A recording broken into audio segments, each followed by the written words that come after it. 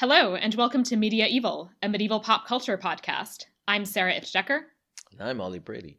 In this podcast, we watch movies, TV shows, and we read books that depict a medieval world.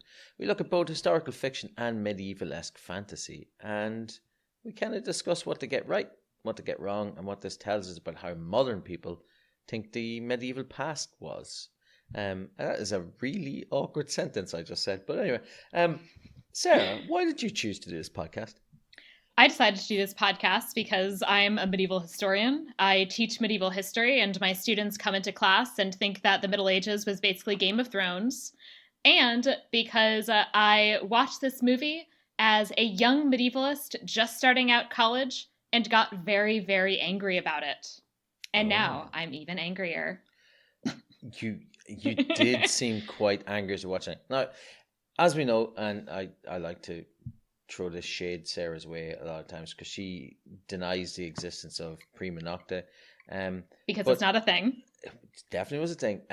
Now, the most important question that I've always wanted to know is, exactly when was the dragon times? I think we're basically in them. I mean, so this movie, the real conquest of Jerusalem, it was actually destroyed by a dragon. What? I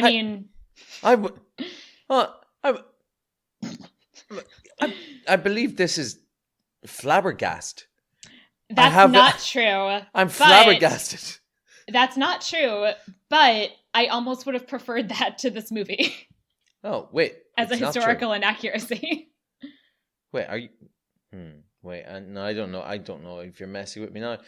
I don't know if... God, this is the question. The eternal question that I always say is there anything which isn't improved by the presence of a dragon? And I guess... I gotta say, is Kingdom of Heaven, would it be better if there was a dragon in it? I feel like kind of, yeah. Yeah, you're right. Still, dragons are batting 1,000. Yeah. Sarah, what is the movie we're watching today? So, as we have hinted at a couple of times, we are watching 2005's Kingdom of Heaven, a movie that for some reason everyone is in, and I don't know why none of them didn't have something better to do. But they're getting that sweet, sweet cash. Yeah, there's a lot of people in this movie that I really hope got to take home a nice fat paycheck. They have to have, because otherwise there's no reason for them to be doing it. This is Sarah's favorite movie. Like, we're going to cover my favorite movie and Sarah's favorite movie at some stage of the podcast. So at some stage we will cover the 13th Warrior. But Sarah got in first and she's like, "No, Ollie, we have to do Kingdom of Heaven. We have to do it. You're going to love it. You're going to enjoy it. You're going to have the best time you've ever had watching a movie." And I was like, I don't think this is going to be the best time I ever had watching a movie. And Sarah's like, "Yeah, everyone's in it and they're all great." So just who is in this movie, Sarah? So first of all, I don't think that happened. But second of all, Orlando Bloom stars in this movie, Legolas himself. Orlando Bloom. The most talented of all the young British actors at the time. He's very pretty. He is a very pretty man. Yeah. As is Eva Green, who is also in this movie, and she is gorgeous. Eva Green is... she's all right. I mean... She's just fine. Not as pretty as Orlando Bloom, I guess. Well, very few people are as pretty as Orlando Bloom. Michael Sheen makes a brief appearance. Wesley Snipes! Yeah, Wesley Snipes himself.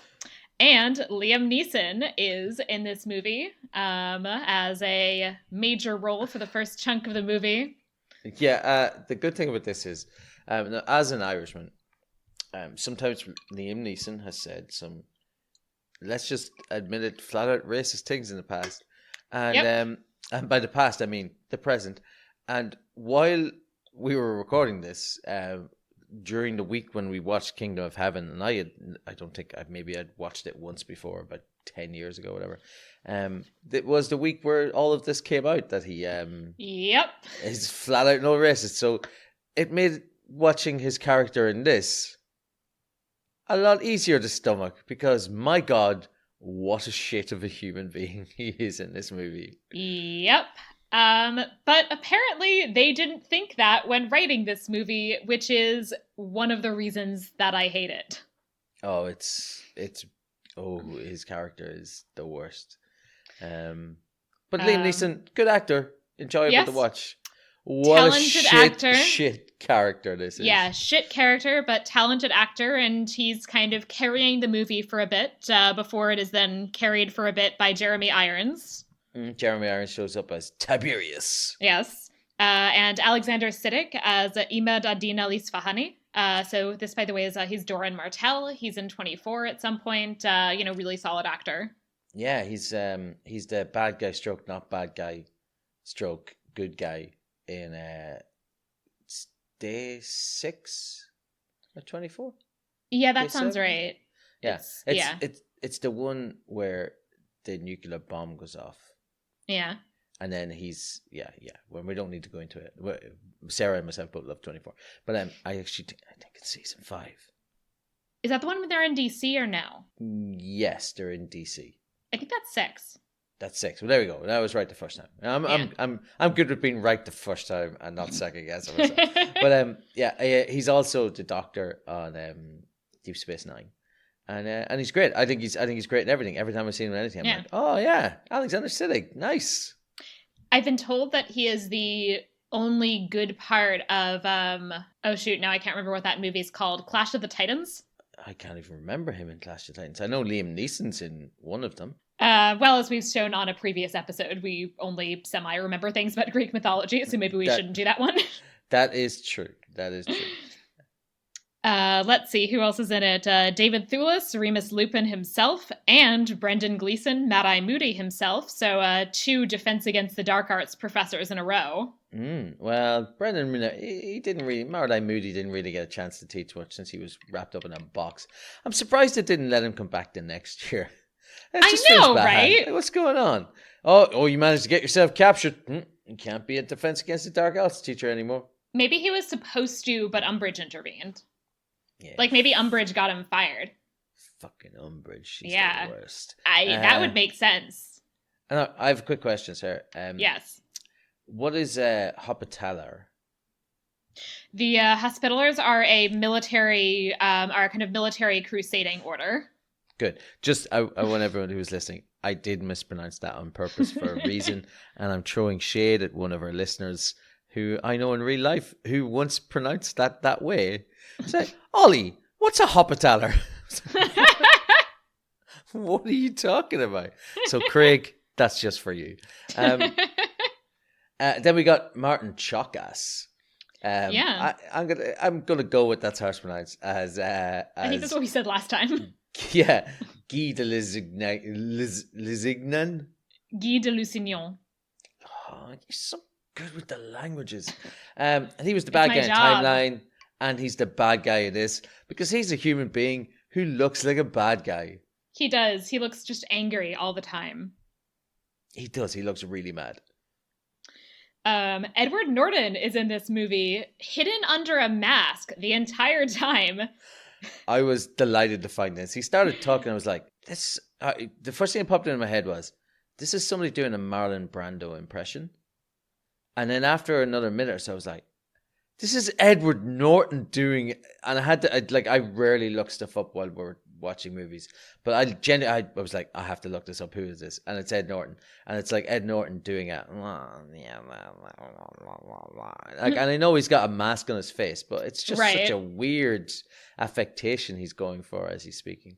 Then we got Jamie Lannister, Nikolai Coster-Waldau, as the village sheriff at the very beginning, and he just kind of shows up. You're like, oh, who's this handsome man? Oh, he's gone. Bye. And then very briefly at the end, in yet another Game of Thrones appearance, Ian Glenn, Jorah Mormont, appears as Richard the Lionheart for like a minute. Yeah. So yesterday evening, as we're recording this, so this is back in February because people will be listening to this way after this, I randomly was looking for something to kill some time on Netflix, and I watched the last Resident Evil movie. And Ian Glenn is in it. And I was so shocked to see him in it. I was like, what? Why? No, surely you're better than this. And I realized, no, No, he's not. It's Ian Glenn. He would do anything. He's a working actor, as they like to say. But Yeah, it's and great. also, It's good to see him. before Game of Thrones, like, did anybody really know who he is? Like, I mean, I feel like Game of Thrones is kind of his breakout role, despite the fact that he's like a teeny bit old for having a breakout role in Game of Thrones. Oh, well, just in case anyone thinks we're throwing shade his way, he's a very attractive older man.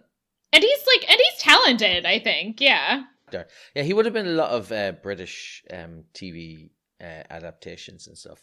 So I would have been aware of him. Like I knew who Ian Glenn was, but yeah, you're right. It's not like he wasn't a household name, but yeah, he's good, and he's really good as Jorah Mormont. Yeah. Captain Friendzone. I'd say poor Jorah Mormont, but actually, nah. She loved me eventually, this child. Yeah, eventually this like 16-year-old girl is going to decide she wants to sleep with me, a man old enough probably actually to be her grandfather. Yeah, in the book she's younger again, and he definitely he has to be touching 40. So I think she's like 12 or 13. It's just it's uncomfortable. But we'll get into the actual going through this movie. I can't wait to go through this. Okay. In a section we call Enumeratio. I love it. I love it. I mean, hate it. I want to shoot myself. Nope, it's great. We're going to keep going with it forever. No, so Sarah, take us through this movie. So, the title card informs us that we are in France 1184, where we meet a blacksmith named Balian, who is depressed because his wife killed herself, implicitly over grief because their kid died. This is woman number 1 in the movie. She dies violently off screen. There goes woman number 1. Yeah, this whole scene is, I mean, what? I just don't like. There are 3 people at the very beginning trying to bury a body, and one of them is a priest played by Michael Sheen, and there are just 2 randomers who are like digging up the hole or whatever, and the priest's like, well, he robs a necklace from around her neck, and then says, "Don't bury her. You have to cut off her head because she committed suicide." Right. So basically, it's just the priest is an asshole. Yeah, he's an absolute all we know. Played by Michael Sheen, which is perfection because that guy can play assholes very, very well. Yeah, he does a really good like smarmy creep. So he's definitely very good, and he's a smarmy creep in this. Then we have Liam Neeson and his group of merry men show up. Yep. And he turns out to be Orlando Bloom's dad. Orlando Bloom's never met him. He's never met Orlando Bloom, but he's tracked himself down to being his dad. And then how does that go, Sarah? Yeah, so I think we're going to need to play the actual clip, but basically, so what he says something along the lines of, "I knew your mother against her objections, but I did not force her." That sure sounds a lot like he raped her. What does that even mean? It sounds like a rapist pretending he's not a rapist. That's what it sounds like. Is what it sounds like to me. But I don't even like. It was against her objections, but I did not force her. I mean, what? I object, but I'll go along with it. Like, what fuck you, Godfrey? I mean, my disgusting guess, I assume, is that he means he raped her, but she then seemed like she was moderately into it, or at least he convinced himself of that, so therefore it automatically, in retrospect, does not count as rape. I get you. I understand. Yep. Nope, I don't understand. It's a rape. Yep. Where is Evelyn? Evelyn is just in the Middle East, so it's just one of the kind of Crusader landholdings. Yeah. So I'm just wondering how he managed to become the Baron of Evelyn. Just because he was good sword fighting? I mean, so the real person that he's based on, this is like a family that was out there for a bit. So I think they're actually descended from from people who were Crusaders back in 1096. All right, I get you. That's pretty cool. So yeah, he shows up, and Liam Neeson is an Irishman, and Balian is an English. Oh, sorry, Orlando Bloom is an Englishman, and they both appear to be playing Frenchmen. Yes, Which, as they should. As you would, as you do. So Balian is that evening he rejects Godfrey's advances, like his mother had before him, and that evening the priest comes. He's like, "Yeah, you might as well leave the town. You might as well go with him. Like, I'm the priest, and you can erase the sins of your suicide wife." Yeah, now this is where you're like, erase the sins of your suicide wife. And then Orlando Bloom turns around and sees that he's wearing the necklace of his dead wife. So he stabs him with a sword, and I'm like, yeah, I'm on board with this. This guy deserves that. Yeah, robbing my dead wife. Yeah. Then he also sets him on fire. That was weird. It's a medieval town, so there's a good chance the entire town burned down. Right. I mean, he sets him on fire, and then he runs out of their dumb hut into the streets on fire. And he it looks like the whole hut is just burning as he's leaving. So I feel like that raises a lot of questions that are not answered. Yeah, it's weird. Then he catches up with his dad. His dad goes up, "Are you gonna kill me?" And he's like, "No, there's no place for me back there. I did a murder." And then Liam Neeson's like, "Yeah, fair enough. Come along. I've done plenty of them murders, son. And I'm a rapist, so I mean, the bar is really low in this family." So he decides to let him come along, and then they pull in for a stream for the night. So I think it's literally the first morning they're together. And then Jamie Lannister shows up, and he's like, "Yeah, I'm coming to take Billy in because he killed a priest, and he has to atone for sins." And Liam Neeson goes, "Fuck off. You want him? Come and get him." It's so random. There's also this whole bizarre thing at this point where he basically says, "Oh, we'll have it be a trial by combat. You can try to take him from me, and if you succeed, then I guess that means he's guilty." That's not how trial by combat works. Yeah. Also, there's a couple of things that I have issue in this here. Is we have so I'll take it in advanced terms, right? So the sheriff and his men show up, right? And it's not like the sheriff and 200 men show up. It's the sheriff and 10 men show up. Yeah. And they come to a camp which is filled with, It's filled, Sarah. It's filled with serious looking fighting men. These look like knights. They look like crusaders. They look like a bunch of badasses, to be honest with you. And they're all sitting around a campfire. And the sheriff walks in and is like, "Yeah, we're going to take this boy." Yeah. What are you doing? And then, so he obviously gets turned on his Todd and he leaves, right?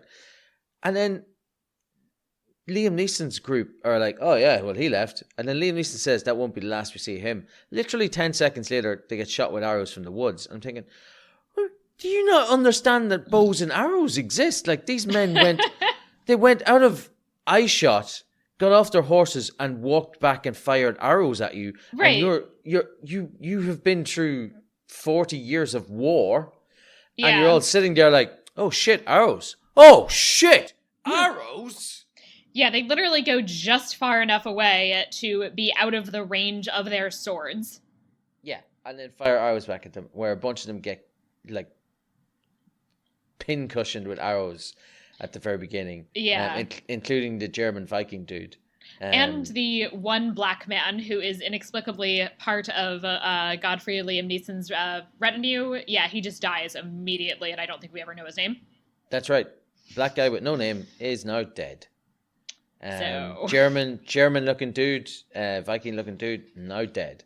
They got to die in a cool way, but still, they're gone from the movie. David Thewlis was at some point in the middle of the battle, taps Balian on the head with a sword.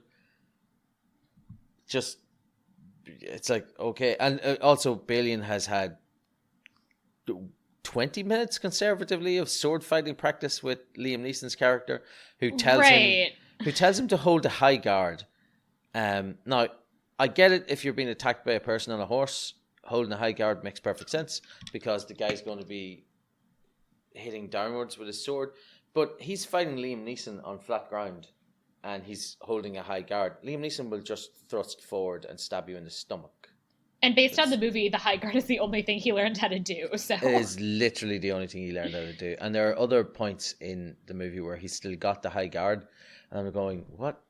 Dude, you would be dead. Like, you're literally, your stomach is exposed to absolutely every weapon under the sun here. Nope. My dad, Liam Neeson, he told me to use this. That's what I'm going to do. He told me to do. I thought that Lupin, like, hit him on the head to knock him out so he wouldn't do anything stupid. No, he doesn't knock him out. That's the thing. So Balian is fighting with a guy and he gets the better of him and kills him. And then the next person comes running past on a horse or riding past on a horse and looks like he's going to kill him with a deathly sword blow. But he just taps him on the head and then he turns around and it's Lupin and he gives him a wink and then rides off. And you're like, right, so why did he hit him on the head? Just like, I think it was just meant to be like this shock moment for the viewers. But also, hey, I saw you kill that dude. You're obviously a really good swordsman like your dad. Also, by the way, your dad's been shot in the side. Yes. Let him die. Yeah, he gets shot in the side and it's like, yeah, this guy's going to die. Thank goodness. But he did get to smash Nicholas Coster-Waldau's head. So that was good. Bye, Smash Jamie. him with a sword. Bye-bye, Jamie Lannister. Barely knew you. You were in this movie for like 4 minutes. And then they keep traveling again. Oh, also, we forgot to give the directions that Liam Neeson gives him. Yes, he says we does should, that come after? No, it's before. It's when he first comes and Orlando Bloom says, like, no, I don't want anything to do with you. And he says, well, if you change your mind, this is how you get to Jerusalem. And it's go to where the men speak Italian and then keep going till they speak something else. Yeah. Go east to where the men speak Italian. Then keep going east until they speak something else. It's like the least helpful set of directions I've ever heard. He basically just says go east until you hit Jerusalem. And I got directions. I've gotten directions that were not that much better than that. In fact, when I first was going to the archives for the first time, my undergraduate advisor gave me directions which actually were not that different from that. But that's pretty bad for the directions to get from France to Jerusalem. It's pretty bad for the directions to get to anything. Yeah. Like if your sat nav did that, you'd be like, fuck off. So we then finally get to Sicily, and Godfrey is dying. He's been shot by this arrow through the side, and they've kept him alive a little bit.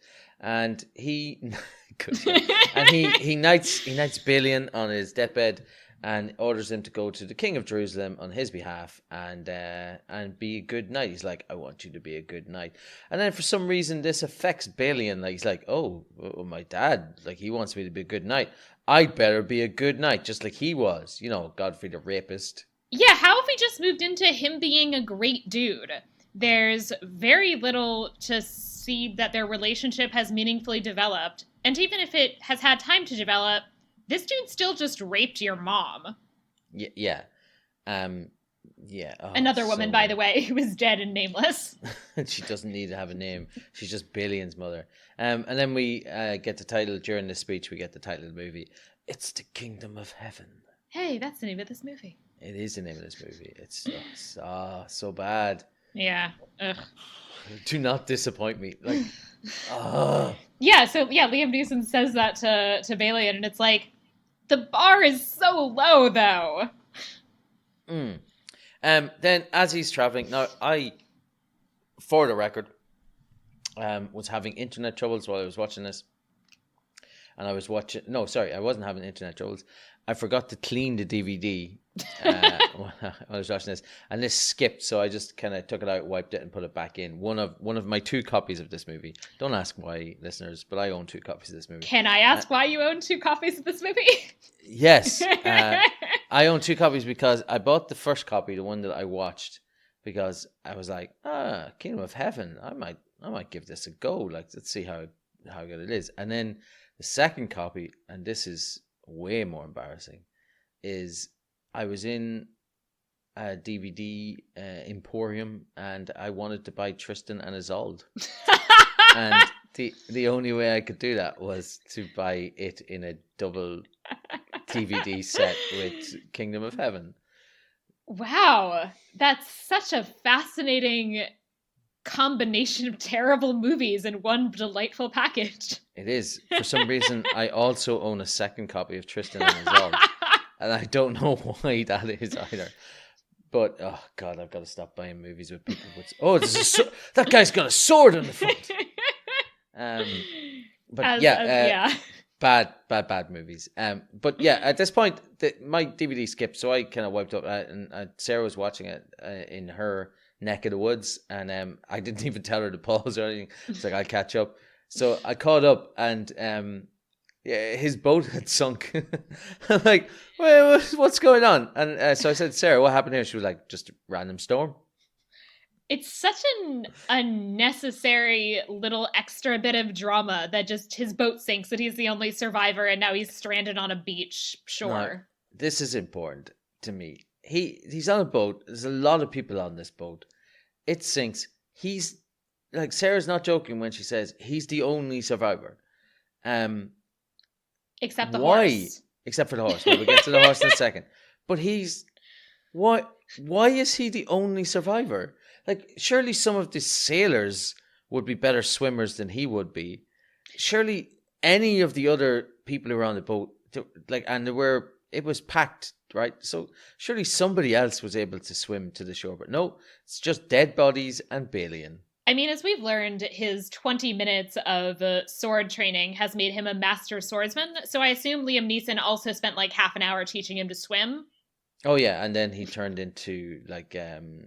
let's name a Michael famous Phelps. American swimmer. I was going to say Michael Phelps, but you got there before I did. So turned him into Mark Spitz. I don't know who that is.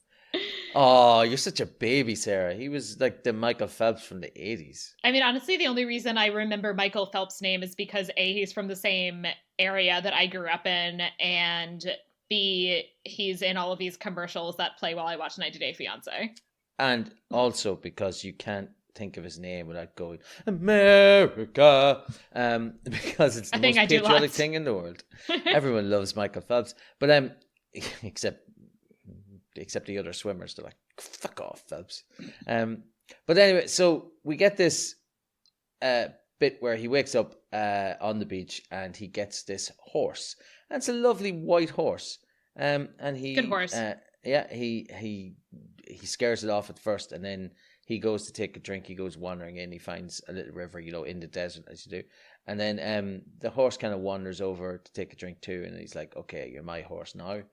And then these two Arabian, and I'm using Arabian because that seems to be the way that they're described later on in the book. It's like, you're Arabians. Okay. Yeah, the term most medieval Christians would have used would have been Saracen, which they weirdly do not use very often in this movie, which is a weird choice. Yeah, I think Saracen's only used once, and he definitely says Arabians when he so if somebody says to him, what happened to you? And he says, I fought 2 Arabians. I'm like, oh, what? Yeah. It's like, yeah, this is okay. But so he has this sword fight with one of them. One of them's Alexander Siddig, who is pretending to be a servant. And as Sarah pointed out, she's like, I don't think he's the servant, or he's definitely, like, I think you said something along the lines of, he's definitely more important later on. But Balian fights the other guy who is meant to be the Lord, and because he's had 20 minutes of training, he's obviously an amazing swordsman now, and can beat this guy who's probably been learning how to fight with a sword since he was like 5. Yeah, and a guy who also has a spear. Yep. So like it's a spearman and a swordsman he's fighting, and he beats him with the spear and then the sword, and he kills him. And then he has a chance to kill Alexander Siddig, but chooses not to, which tells you that he's going to become important later on. And that Orlando Bloom has so much honor. Of course, he's got the most amount of honor of any man ever, just like his dad, the rapist. So Sarah, what's the best line in this movie? The best line in this movie is Orlando Bloom yelling, I took this horse from the sea! Because he's got this he's got this very beautiful horse, and Alexander Siddig's character's like, "Oh, I need to get this horse." He's like, "No, you have to get." And I think like the other guy's No, I claim got it is from that the the sea. horse is on my land, so it's my So horse. it belongs to me. But he says, "I took it." It's so funny. He finally gets to Jerusalem after walking and horsing around, and Baldwin the Fourth is the king there, and he's a leper.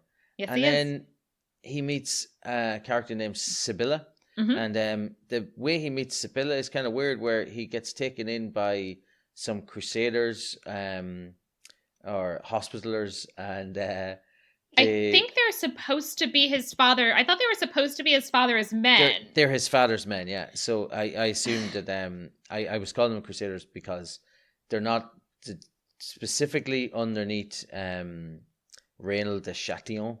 Right. They're the Templars, but I assume anybody who is a Westerner here is a crusader, so that's why I was saying crusader. So Yeah.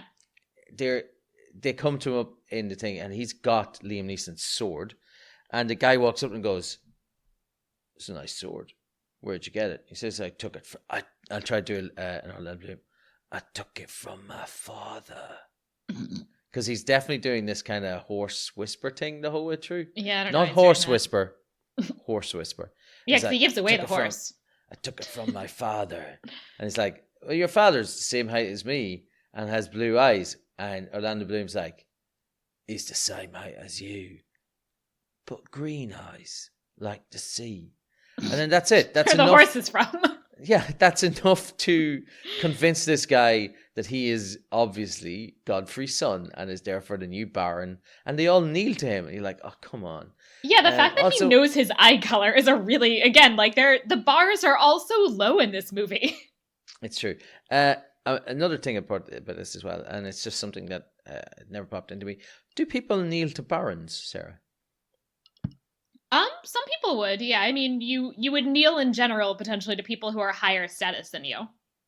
But a full down on one knee kneel? And yeah, not I just mean, like, so if they're actually, it's not very clear, but like if they're actually giving homage to him, which at some point they should, assuming that like they are his father's men, then they would, yeah. Yeah.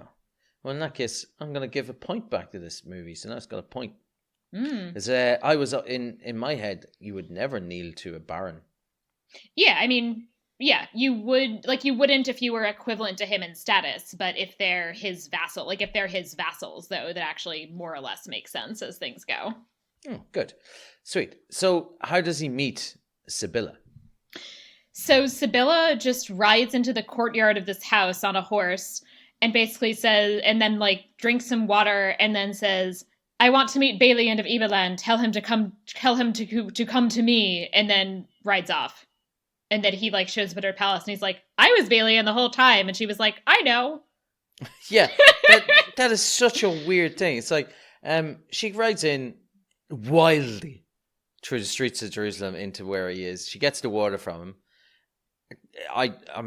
Is it meant to be sexual tension we're getting between them? I think it's supposed to be. Also, just by the way, she is wearing what I feel like is supposed to be sort of Arab style garb, which is a weird choice.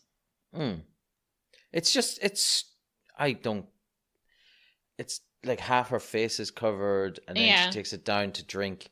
And I think maybe we're supposed to go, "Oh, look, she's taking it down to drink. She's showing him her beautiful face," kind of thing. And I'm there going, okay. But it turns out that she's King Baldwin the Fourth's sister. And she is married to the bad guy. Or in this case, the bad guy. Oh, solid pun. Nice. Yeah, so she is married to Guy de Lusignan, who is presented as being part of the Knights Templar, which is a large issue that we will discuss in more detail later. And basically, the way the things seem to be going in the kingdom is that Baldwin and his sister Sibylla and Tiberius, so that's Jeremy Irons, who is the Marshal of Jerusalem, are trying to keep peace with the Muslims. And Guy de Lusignan and his buddy Reynald de Chatillon, and the Templars, of which, again, they are presented as being part of, are trying to start a war. Yeah, and that is weird.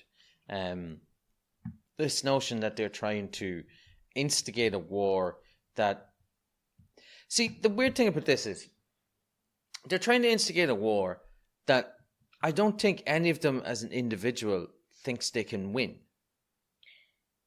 None of it makes any sense.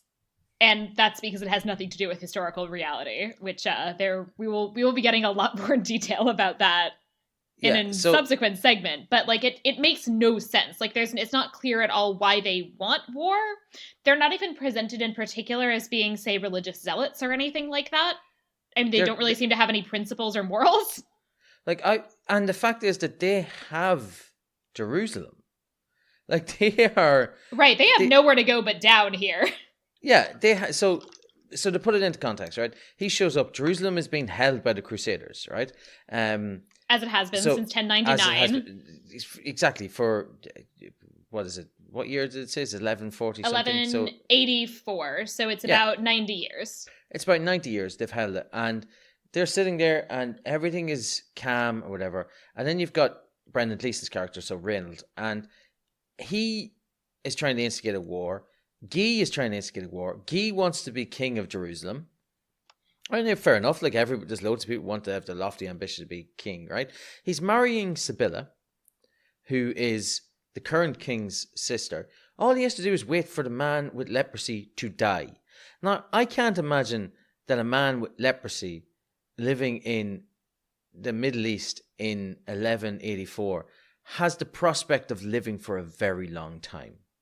No, probably not. Though he actually would, well, if they were on like speaking terms with any Muslims, which in this movie certainly they don't seem to be, then he would actually potentially have a better time of surviving in the Middle East than he would in Europe. But yeah, but that's what's again is I'm aware that they're not on speaking terms. So he should be dying pretty quickly or pretty soon. So all he has to do is wait. They cut the Brendan Gleeson's character, and Sarah, have you ever seen the movie Jarhead? No. Okay. So in Jarhead, it's about the second Gulf War, or the first Gulf War, where not really a lot of fighting happened. And a lot of the soldiers got pent up and aggressive about it. And then if you ever watched the first Jack Reacher movie, the soldier in that takes to just randomly killing civilians in the streets, or, contractors in the streets, because he's been there for 3 years and has never fired his rifle, right? Right. I get the impression that's what Reynald de Chatillon is experiencing here is, I've been in the Middle East for the last 50 years as the leader of the Templars, and I've never actually got to be in a fight. So they're literally instigating against the Saracens. Right. And when it finally gets to the point where they do instigate it into a war, they all shit themselves. And do really badly at war. Yeah, but in the scene where they basically have caused the war to happen, because what they've been doing is attacking wagon trains and stuff, and supply trains which have been going out to the Muslims. So there's this big get to with Jeremy Irons' character, and he's like, "Oh, this is going to be a war," and then when it looks like it will end up being a war, all of them look terrified. They're like, "Oh shit! I never actually thought this would lead." Oh balls! Like, because there's no way they could win. Like, yeah, he could. To put it in the thing, Saladin is in this movie. Saladin conservatively could have had 300,000 men in a week. Yeah, every scene in this movie makes very clear that Saladin's forces vastly outnumber those of the Crusaders. Yeah, they vastly outnumber them, and they have much more experience of being at war. Right. Because the Crusaders have been sitting around not being at war for the last 50, 60 years. Right. It beggars belief that their logic is just completely thrown out the window, which is, let's start a fight with the biggest bully in the yard. He's completely ignoring us. He hasn't paid attention to us in a long, long time. We are sitting on the good chair, basically. Let's start a war. Like, it's Yeah, stupidity so itself. nothing about any of the military endeavors in this movie make any sense whatsoever. But what does make sense is that if I went into Jerusalem and I just got off my horse and then gave it away to a random Muslim man to take away with him, the first thing I would do is turn to a person in the street and go, take me to where Christ was crucified. Yeah, we're just going to, I guess, casually ignore that this guy totally thinks the Jews killed Jesus and also hates them. We're just going to move along. We're just going to move along from that. Wait, stop, sorry. He what? He thinks the Jews killed Jesus. Yes, this man clearly is. Believes that the Jews just all by themselves killed Jesus and hate Christians. Thinks. Uh-huh. Okay, we'll move on. Let's just ignore this. Hey, the Romans, it was a kind of joint effort between the Jews and the Romans. As long as you're admitting to the joint effort, we as on behalf of the Catholic and in the entirety of Christianity, I accept your apology. So I was not apologizing. Definitely sounded like an apology, Sarah. No, that was taking responsibility. It wasn't apologizing. Fine. We won't accept your apology. There is a long medieval Jewish polemical tradition which basically boils down to, yeah, we killed Jesus, so what? He deserved it. No, don't say that. We're not going to talk about this. But we do have to talk about the scene, which I think is the cringiest and creepiest thing I've ever seen, where Sibylla comes over to have some food, and they're sitting having dinner, and Guy gets up and leaves, and then somebody says, "It seems years since I've seen a woman eat." There's like so many so I think Orlando Bloom says that. That's Orlando, but that's our hero saying that line. Oh, there's also like this like obnoxious thing that Guy said where he's like, when he leaves, that he's like, my wife never seems to mind when I leave. That makes her either the best wife or the worst. Am I right, dudes? Yeah, he's like, am I right? And like everyone's going, yeah, she's happy because you're a dick, go away. And also everyone's just like clearly like looking down in their napkins and being like, I am not getting involved in this shit. It's just such a bad scene. But then straight away, she shows, like, so Balian finds out that he owns like 200 acres. Ibelin. Yeah. Which is just outside of Jerusalem, outside the walls of Jerusalem. And he goes in and he invents irrigation. Sarah, did you realize that Christians brought irrigation to the Middle East? You know, that was not a thing that I'd been familiar with, that you needed some nice Northern French Christians to come and show the Muslims how wells work. This is the best thing about it. I could vaguely understand how maybe the idea of an irrigation system and using curved planks of wood to bring water from an area where there is some to where there is none. I could understand how maybe that might be something that they brought with them. But he literally explains to them how to dig a well. Like, he's like, dig here. And the response from the people looking at him is like, what? Also, like... Yeah, dig, go down, water down. It's the desert. If those people had not figured out how to dig wells until the 12th century when the French taught them to, there wouldn't be people. They'd be all dead. Yeah. See, that's what I'm getting at. It's like he stands around, he looks around, he's like, dig, down. It's so ridiculous it's so... I mean, it's so, like, Orientalist and gross that it's, like, you need this, like, white European dude to teach basic science and technology as of the time, essentially, to the Muslims.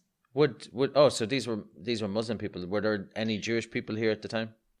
So the people are all at least speaking Arabic. The Jews, Muslims, and Christians living in the area all would have spoken Arabic. I didn't look up. There might have been Jews in Ibelin. There are no Jews in Jerusalem because the Christians kicked them out. Yeah, I mean... Or killed them. They can come back and try... Well, of course they killed them. They just took responsibility for killing our God. And they didn't know that. They hadn't read the books. And they apologized a few minutes ago. So anyway, what happens then is that Guy and God, I forgot his name, Reynold, they attack this caravan leading to Oh God, leading to the Oh, Muslims, wait, though the Saracens. we skipped Oh, that Balian and Sibilla do bone down. oh my God, this is she shows up and she stands in the doorway to him. She's like basically like, I'm not here just to eat food. It's like, I'm here to fuck. And then he's like, but wouldn't that be a sin? And she's like, my husband is an asshole. And he's like, you're right, he is. Good point. Let's bone down. Also, this is a dude who murdered a priest like a month ago based on this movie. It's really weird how just all of a sudden he has this like vastly different moral compass. It's just so weird. So then the next morning they walk out into his courtyard and he kisses her goodbye, and is it she's wearing his ring or he's wearing her ring? Yeah, he's wearing some necklace that was clearly her necklace, I think. Yeah. And you're like, come on, like you couldn't be more obvious here. But anyway, maybe this is why they sold this movie together with Tristan and Isolde. Because they're both here. Let's watch some idiotic couples and how they might get caught. Yeah, let's watch some unsubtle adultery. So Saladin decides that he's going to retaliate against Reynold and Guy. So they're going to attack Karak Castle, which is Reynold's castle. And Balian's village just happens to be around there. And he's like, oh, I could go inside the walls and go for a protracted siege, but I want to defend these villagers. So I'm going to take my 30 warriors against the 10,000. That's certainly what it looks like, yeah.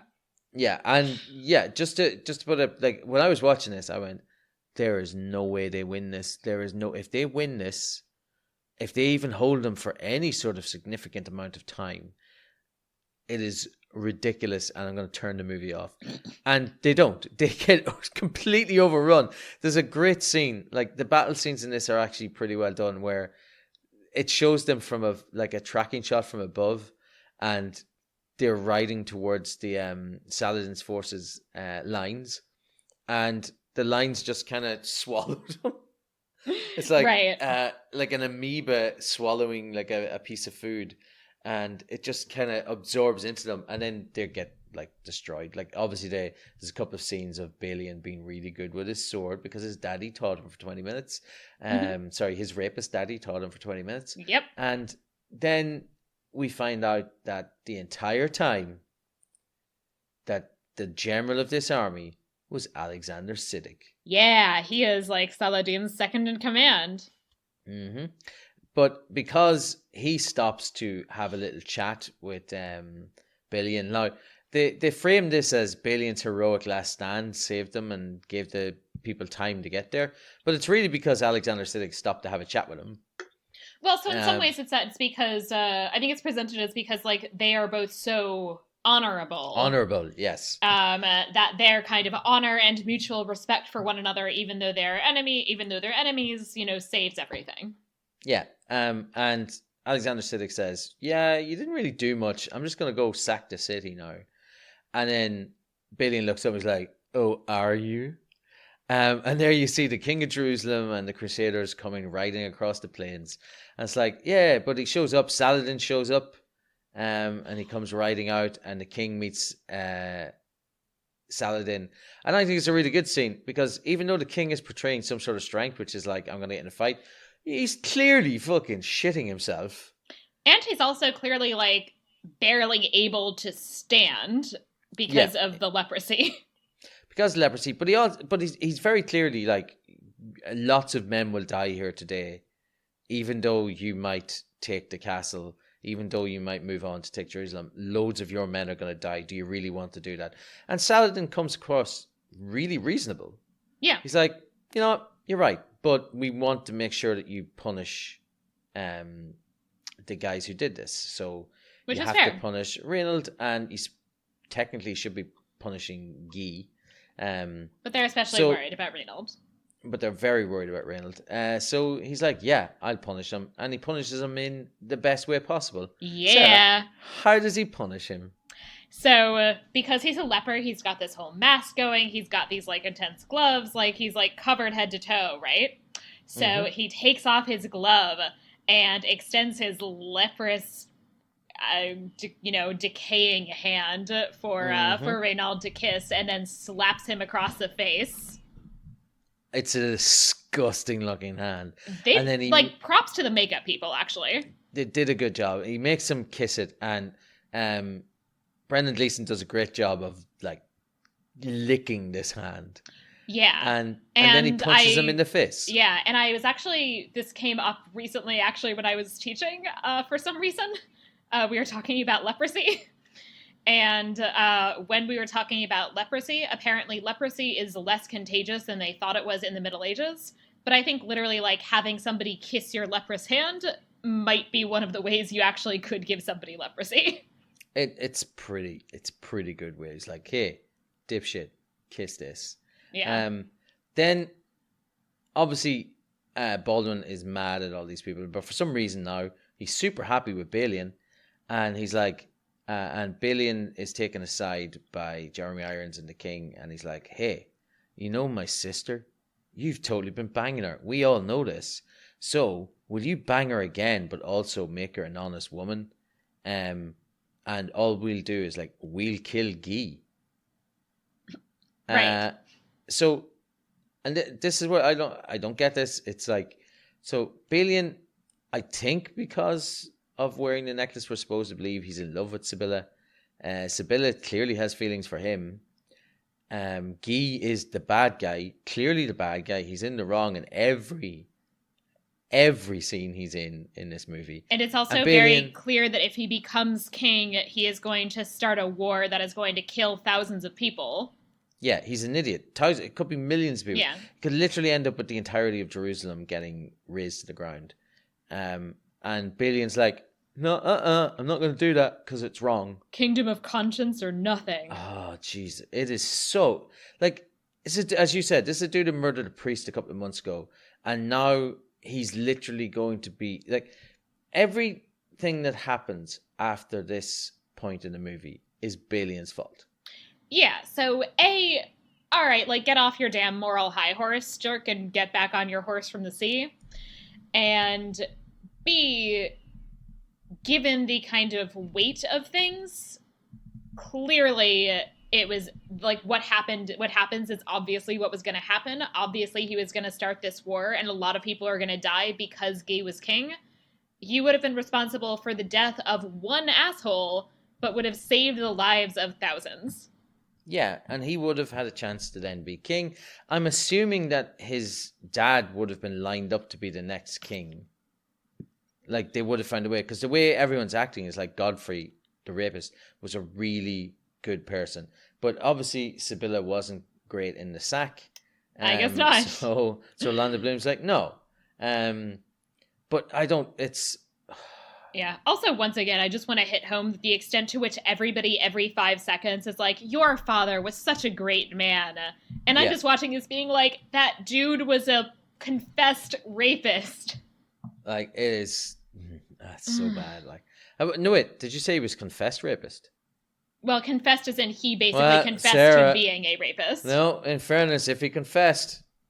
He can be absolved of those sins. Well, he didn't confess to a priest. He just confessed to Balian. That's not helpful. Balian's just a dude who killed a priest that doesn't, like, give you their powers. But Wesley Snipes was there. So. But no, I mean, he probably did last rites and all of that. He probably confessed. He probably is in purgatory, according to medieval Catholic doctrine. Yeah, stupid medieval Catholics. But the king dies, as not unexpected. Yeah. He dies. And because Balian wouldn't,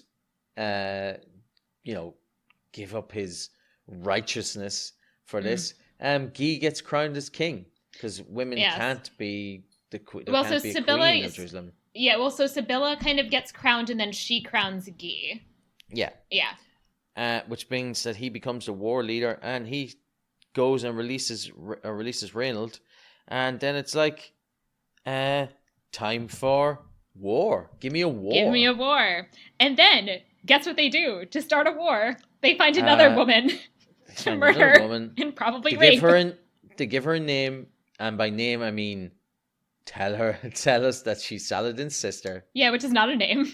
Which is not a name. It's like, oh, she's gonna have a name, and it's like, no, I'm Saladin's sister. And then Reynold murders her, and it's heavily implied does more than that. Yeah, because there's this whole thing that she's veiled as Muslim women traveling would have typically been, and he like rips off her veil to expose her face, and so I feel like that is actually supposed to imply that he raped her before he murdered her. Yeah, I think that's exactly what they're going for.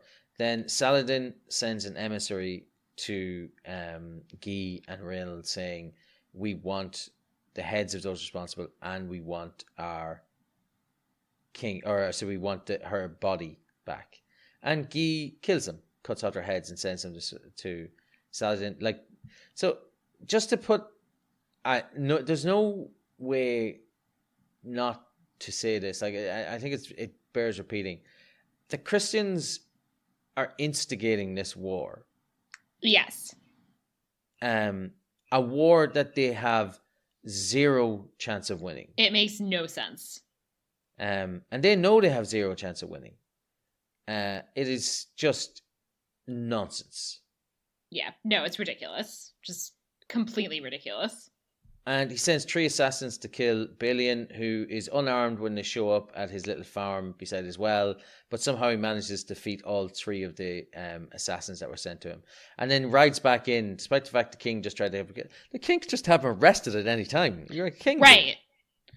But he rides back in, and the king's like all shocked to see him, and he goes, listen, don't go to war with them. There are 1 million of them. You will die. Yep. So anyway, it's that there's 1 million of them, and B, he's like, I know it's a great idea. I'm gonna lead my army through this route where there's no water. Yeah, this is and Guy. Then yeah, Guy's like, I'm gonna do this. It's mentioned earlier by Alexander Siddig.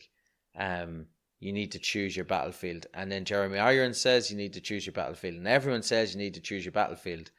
And Saladin is like, yeah, I'm choosing my battlefield. This is exactly what I'm going to do. Also, I do think it's funny that Saladin didn't even really want to start the war, but he's got his own religious zealots saying, you got to go start the war. Right. So basically, he has religious zealots pushing him, and the Christians have, as I said, they don't really seem very religious. They just seem like vaguely bloodthirsty. Yeah, it's so... That's my sigh for bad characterization that makes no sense. It's awful. Yeah, so they all die. Just all of the army, basically. Yeah, so we see them riding off. Balian's like, at least go near water, as Sarah said. And he's like, nah, we're going to take the most direct route. Which means that they walk through the desert without water for like 10 hours before trying to meet an army who'd just been rested and relaxing. And they get their asses handed themselves. We don't even see the battle in this one. It just cuts to almost all of the Crusaders dead on the ground. Like, I mean, thousands of them just dead. And we have Guy and Reynold get brought to Saladin, and Saladin's like, which of you people killed my wife? Did he offer them Sister. water? Yeah, he offers them some ice drink. Yeah. And Guy won't take it, but Reynold does. And then Saladin's like, you uncouth motherfucker, you're the one who killed my sister, and then has him killed. Did Guy hand it to Reynold or no? Reynold took it off him. Yeah, okay. So that's actually a thing that is at least like legendarily true, is that he ultimately took the water not directly from Saladin, but from Guy.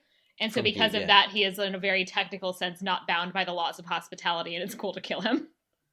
Yeah, but I think that's what happens. He hands it to Guy, and then Guy hands it to Reynold. Reynold grabs it off him. Yeah. And that's why Saladin says, I didn't give you the water. Yeah. So then he kills him.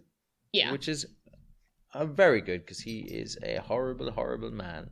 Yes. And he deserves everything that happens to him. Yep.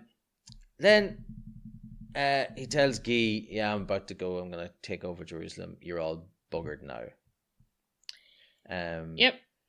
Except Tiberius has left and heads towards Cyprus, which I think is funny. Yeah. Jeremiah's just like, he's like, I'm just going to GTFO. Yeah, I'll chat to you later on. Good luck. Yeah. Balian, you're now in charge of this 1/3 of a city, because half of the army's dead. I'm taking 1/3 of the army's dead. I'm taking my third of the army with me and going to Cyprus. And that leaves you with a few of your buddies to hang around. And then Balian somehow manages to lead them. I was going to say to victory. They don't win. No, but to not immediately dying. Also, Lupin's dead, by the way. Rest in peace, Lupin. Yes, right. He dies, and we get like a sad scene where it just kind of the thing kind of pans across, and then we see his body. It lingers. Oh. It lingers on his face among the pile of dead people. It's I don't know, but again we have Balian, master tactician, managing to hold back this giant army for 3 days. Yeah. So he manages to hold off this army. He knights the entire city of Jerusalem. Basically, they're all knights. They're all knights now. But he knights them because that means that Saladin won't be allowed to kill them after the surrender. I think is that why he does it? Oh, did it say that? I thought it was just that he was like, I thought it was like a morale thing in terms of how it was presented. I think, it's presented as a morale thing, but I think that might be why he did it. I mean, to the extent that he did it, the morale is actually, I think, like relatively close, and also it's like nowhere near as many people. Yeah. I mean, because like you don't just knight the entire city of Jerusalem with no attention to class and religious difference. Balian does. In this movie, yes. Yeah, no, Balian because he's a ridiculous like blacksmith that somebody picked up off that like his rapist dad picked up off the streets. He's an awesome character who only does awesome things like knighting an entire city. He's like, you're all knights now. Excuse me, but an entire city of men, because even though we do not have class difference or religious difference, women still have no rights. Yeah, of course. I didn't even think there were women in the city. There's one, Sibylla. Sibylla, yeah. She cuts off her hair for no apparent reason and I don't get this. Goes to like heal people. I don't even it shows the whole hair cutting thing. You're like, what? Yeah, because I watched that and I'm like, oh, is she gonna like pretend she's a man and like fight? That's what I thought. She's gonna do like a Maid Marian and just show up on the battlefield. But no, she's cutting her off her hair so that she can heal people better. Yeah, and like she's not disguised as a man. Like she's still wearing like women's clothing, and so I don't understand why she couldn't have like put it in a ponytail. It's incredibly like, weird. They know how to tie your hair back in the Middle Ages. Yeah, but Balian is the victor in this thing, despite the fact that he has to give up the city of Jerusalem, which is pretty much his job to hold. But he gives up the city of Jerusalem, and he manages to allow the Christians, i.e. the people in the city of Jerusalem, to escape to safety. And then we cut to outside the city, and they're left the city. Balian finds Sibylla, and he's like, I will only bang you. I'm using the phrase Sarah has written here. If you renounce your various royal titles. Which, again, what? Yeah, because she's just like, well, I guess I'm still the queen of, like, Antioch and Tripoli or whatever else she says. Which I don't think is actually true, but whatever. Tripoli is a beautiful place. Yeah, go to Tripoli. Go to Accra. Go there. Go to Antioch. Yeah. There are so many nice places they could have gone to. And nope, he's like, well, I'm going to go back to be freezing cold and miserable in France and be a blacksmith. And if you renounce all your royal titles and come with me, then we can continue to bone down. Yeah, we'll do that. And you can come to this. You can come with me. Also, grow your hair back. Yeah. Weird, short-haired now. What are you going to do? Try and heal people? So then she does. She goes with him to be like a blacksmith's wife in some village in northern France. And like, okay, so first of all, how does he get out of the fact that he totally murdered a priest because he's completely like pretending he's not a crusader lord? Mm-hmm. So how does he get out of that? A. B. Really? This woman is like mega rich. Yeah, dude, go like, there. Like, get some money. Get all that money. You're a queen. You can have all that cash. Even if you show up, get all the cash and leave. Yeah, just like get some nice gold stuff and bring it back. He's such a stupid character. It's Like so ridiculous. all of those people who died are his fault because he wouldn't marry her when they had Guy. Like, execute Guy, marry Sibylla. He deserves execution. He's literally been going around killing caravans of people. Yeah. No, he's Like, clearly, like, in this movie, he is clearly just a terrible person who just murders people for fun. yeah, he's the bad Guy. As I said earlier. So we get to Balian and herself apparently living a happy, lovely life. And then Richard the Lionheart shows up and he's like, hey, Balian, I know you're the best. Everyone tells me you're the best. And you totally saved Jerusalem that time that you let Jerusalem get captured by the Saracens. Good job, dude. So, so then Balian, as basically a way of telling him to fuck off, gives him the same shitty directions to Jerusalem that his father gave him. I don't know. Is this meant to be like a triumphant moment? He's like, go to where the men speak Italian, then keep going till they speak something else. That's what he says. It's like, what? And like, Richard Lionheart should be like, yeah. Also, I'd like to add, there's like several places where they speak several different something else's. No, in this movie, Sarah, you're speaking Italian, then you go towards Jerusalem, and as soon as you get to the point where they speak Muslimish, which is the name of the language that I imagine this movie thinks they speak, that's where Jerusalem is. Good God. Yeah. Also, do they have to go south at any point? Like, if you're just going to go east from Italy, you're not going to hit Jerusalem. Yeah, no, you should. I mean, but also, like, you're kind of just going across the Mediterranean. Also, like, nobody, like, most of the time they didn't just, like, go straight across the Mediterranean anyway from Italy to Jerusalem. Like, you would take stops. So, like, of course they didn't go straight, Sarah. You'd have to go to Greece. Yeah, exactly. Like, they would all straight. Like. Exactly. Like, they would all go to the Byzantine Empire, and 20 years after this, when they went to the Byzantine Empire, they were like, "Fuck, let's just conquer Constantinople." Let's do it, and then we'll call it Istanbul, so everyone's going to be happy. That was later, a little later. 300 years later. Happened exactly at the same time. So Balian gives him those directions, and rather than having Richard the Lionheart jump off his horse and cut his head from his shoulders, which is what I would do if I was basically the leader of the entire free world at that point. I'm using the parlance that, again, I think this movie thinks is free world versus Muslims. Right, which is a thing that this movie is doing. Pretty much what it's doing. I would imagine that he would have just killed Balian dead.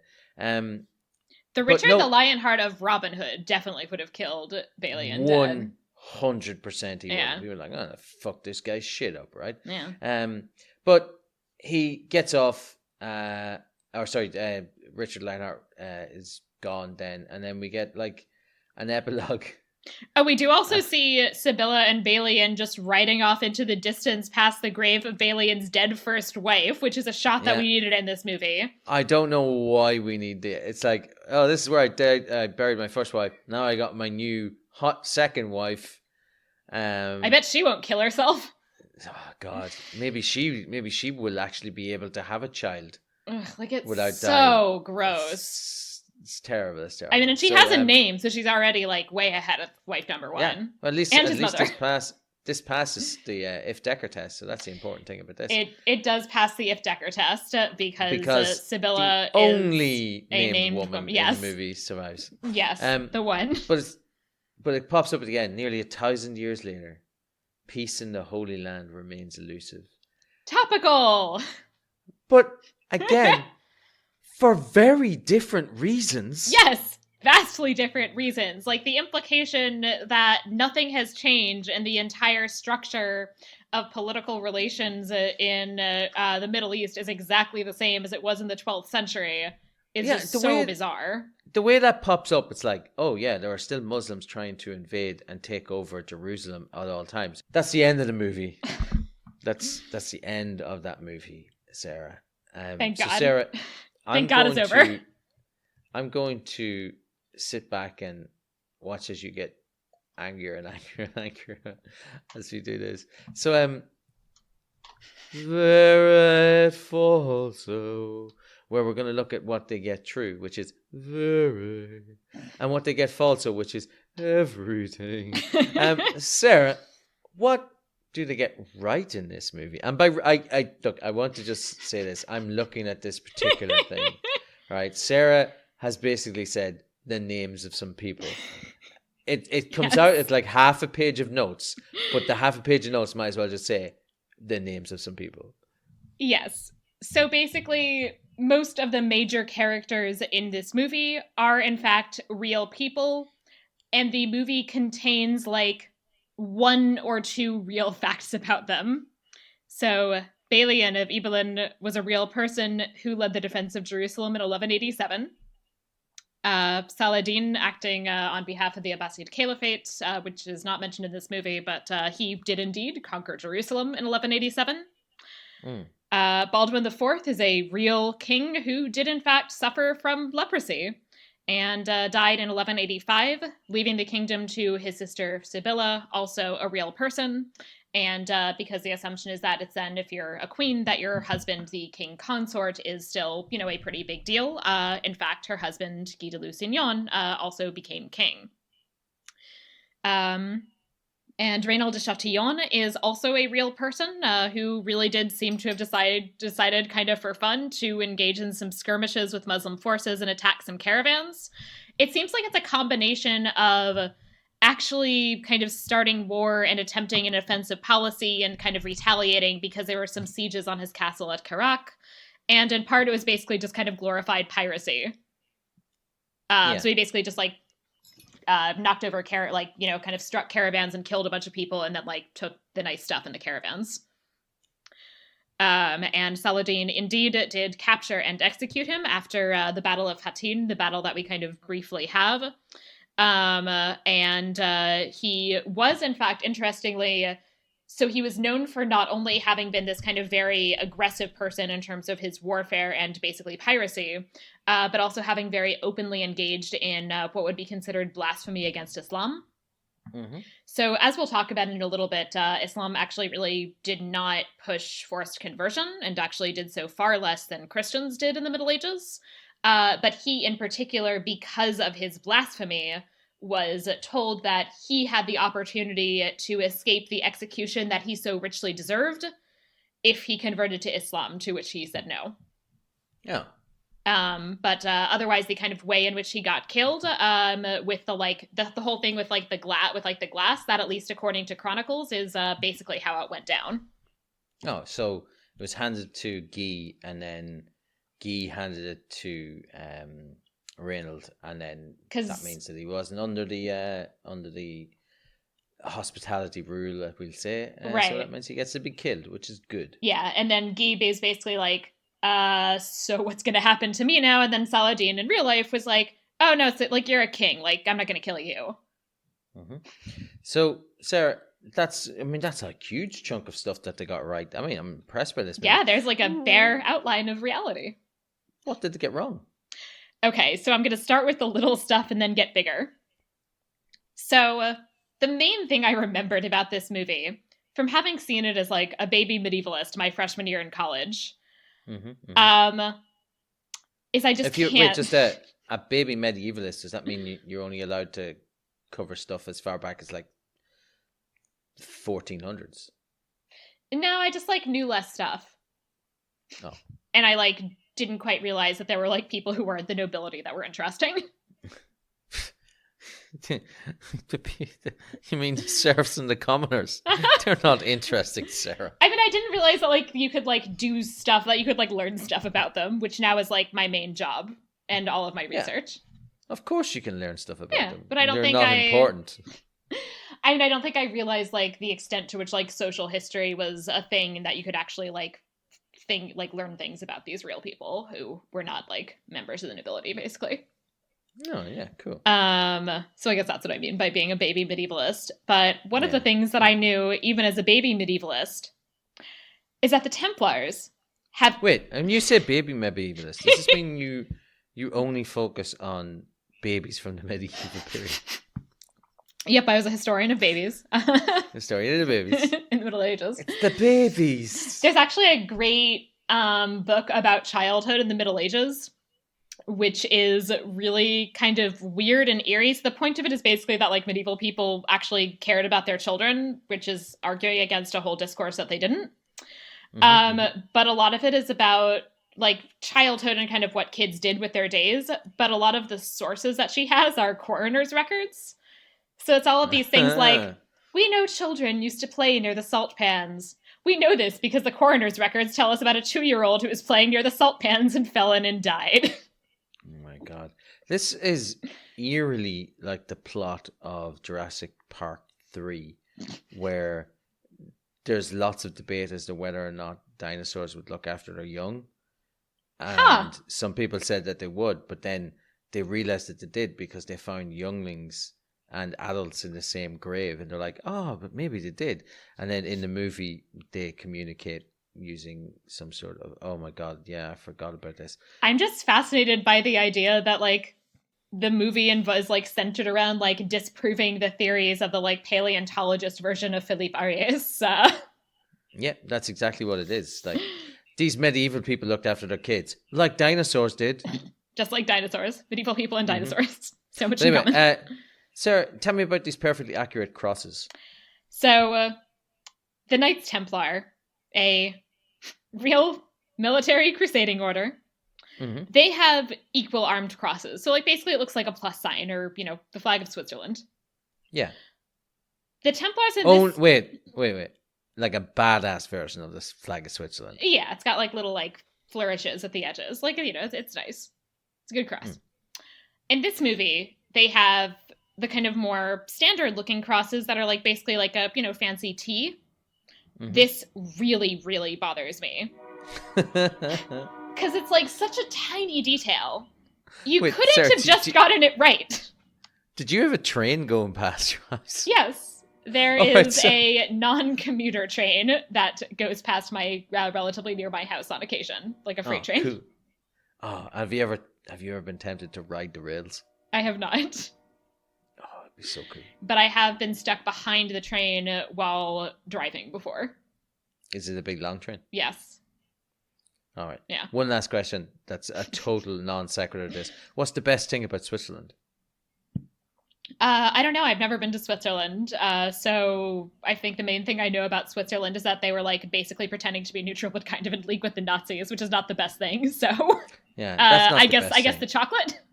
Wow, just shit all over my joke. I was expecting you to say I don't know, and then I was going to go, well, their flag is a huge plus. Oh, I'm so. Do you want to start over? No. Tell us what else is wrong. And also, their flag is a huge plus is a solid joke. That is a solid joke. I'm sorry I ruined it by talking about the Nazis. No, it's the Nazis.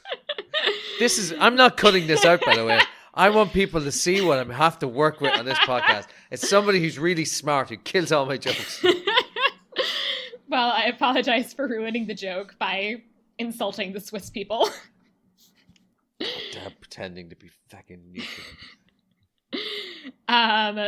So they get the Templar crosses wrong. Also, ironically, the men of Evelyn have Templar-style crosses, which is so ridiculous. So that really irritates me. Also, in case there was not enough last week of me complaining about architecture, because I think there was a decent amount of me complaining about architecture last week. So we have a lot of buildings that it's like are very clearly being presented as Islamic style buildings. I assume to kind of make the point that that's basically what they were kind of governing out of, that they kind of kept the buildings that were part of the Muslim city of Jerusalem until the late 11th century. All of these buildings are clearly not things that were built in late 11th century Jerusalem.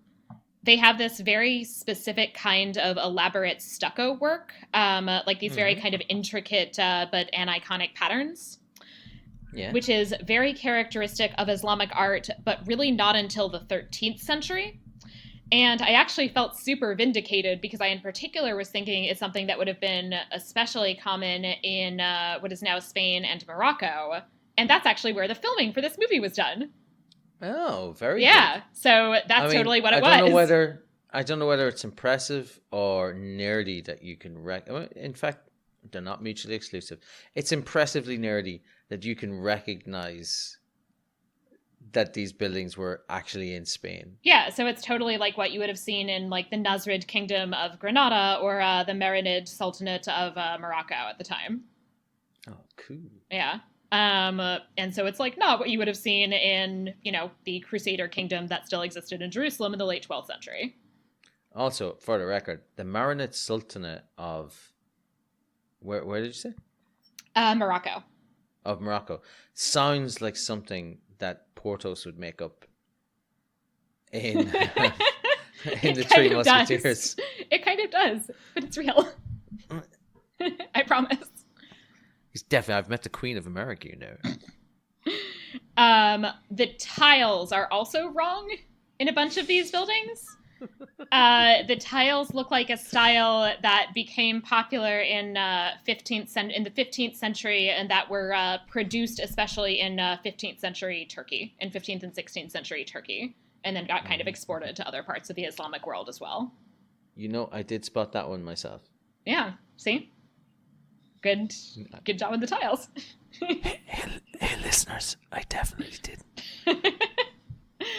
But yeah, so they definitely screw up the art and architecture because they are trying to kind of make it look vaguely Muslim, but apparently don't realize that Muslim art changed over the period of several centuries.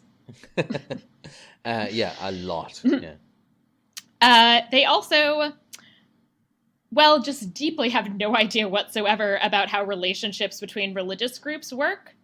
Yeah, this is weird. Like their concept of how these people are interacting with each other is like a 7-year-old's concept of those people are different to me, therefore they must want to fight me. Like what? And it's like even to the extent that there is religious war, there is religiously motivated warfare. Like that is what a crusade is. That is what the concept of jihad is. I mean, there is that is what we have in this period. But the assumption is basically therefore that any war so on the Muslim side, the assumption is basically then, okay, they're going to automatically murder all Christians or forcibly convert them to Islam. Even the Crusaders knew that was not true. There is, I believe in the Middle Ages, I think there is actually only one Muslim conquest that involved a mass forced conversion of people who were in the category of dhimmi, so people who were either Jews or Christians. And that was the Almohads in the Iberian Peninsula in the 12th century. Yeah, so it's not even in the right place in the world. Right, and Saladin in particular was known for having given pretty generous terms and very much incorporated any Jews or Christians who were found in the area under dhimmi policy, with the possible exception of somewhat harsher terms for people who were specifically identified as, quote, Frankish, because they were assumed to basically all be French, foreign Christians. So basically the people who were crusaders who had come in to fight them. Yeah. But they understood that those were a different group of people from the local Christians who had been living in the area for, centuries. I mean, who had basically always lived there. So during the Crusade, so not Richard Lionheart's Crusade, because there would have been a lot of English in that, obviously.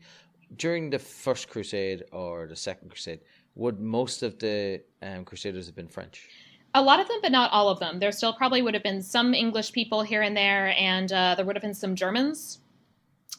Essentially, I guess what the kind of deal is that basically in the context of warfare, neither the Muslims or the Christians made a particularly powerful effort to deeply understand one another or the distinctions within the other's group. And so just as, if you look at a lot of the sources from Spain, for example, it's very clear that the Muslims who are, who they're fighting against in what the Spanish call the Reconquista, that, some of them are kind of primarily of Arab descent, some of them are primarily of North African descent, some of them are really people who clearly are blonde people who are descended from, Visigothic converts to Islam. And they don't really dwell on those differences for the most part. And in the same way, you very much see that the Muslims who are fighting against, the Crusaders aren't really interested in the fact that the Crusaders are themselves not really a kind of unified group. They kind of have some sense of the, when the kind of Greek Byzantine people come in, they have some sense of those being a different group. because they're kind of aware of them and they have their own relationships with them. Yeah. But the kind of Northern European Crusaders, as well, I mean, some of them are Italian. Not many of them are Spanish because the Spanish are doing their own thing and, calling it a crusade. But, like, it's a pretty diverse group, in terms of people from Western Europe, basically. But they're just not that interested in distinguishing between them. Yeah. So they're all Frenchies. Yeah, pretty much. Good. So they don't know how that worked. There's also all sorts of things going on, and that the Christians then are presented in this movie as this kind of undifferentiated group, whereas, in fact, when the Catholic Western Christians come in, they're suddenly dealing with the fact that they're now ruling all of these Eastern Christians, many of whom belong to religious groups that they would have identified as heretical. Yeah. And so we obviously don't get that in this movie. And of course, we do not get in this movie any acknowledgement of the Jews, who, by the way, were thrilled when Saladin took over because he told all the Jews who the Crusaders had kicked out that they could move back. Yeah, but the Crusaders kicked them out because they killed Jesus. Like 1,000 years ago. Is it like they didn't kill Jesus personally? It's still fresh in, I was going to say our memory, in the collective memory. Not my collective memory. Yeah, you probably remember stabbing him with a spear. Anyway, go on ahead, Sarah. I'm going to grab a Eucharist and stab it. No, that's terrible. That was, for the listeners, that was a real thing that Jews were accused of doing in the Middle Ages. Not that they did, but that they were accused of doing.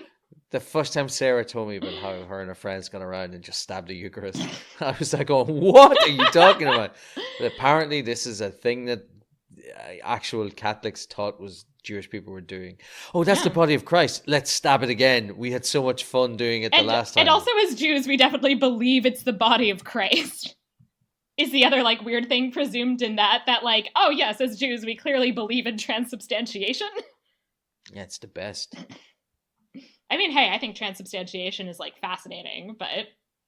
Oh, the whole idea of it is fascinating. Anything where you can turn something into the body of Christ, or you can drink his blood. Like, even, oh my God, when you think about it, it's so weird what we do at Mass. Sorry, what we do at Mass. What they do at Mass. It is so, yeah. Angela Foligno, when she ate the Eucharist, said she thought it tasted like the most delicious meat, which is kind of gross.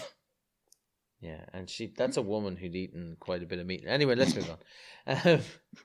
Sarah, we should move on to our next section, because what you've written here is falso. I'm gonna try and read this as Sarah.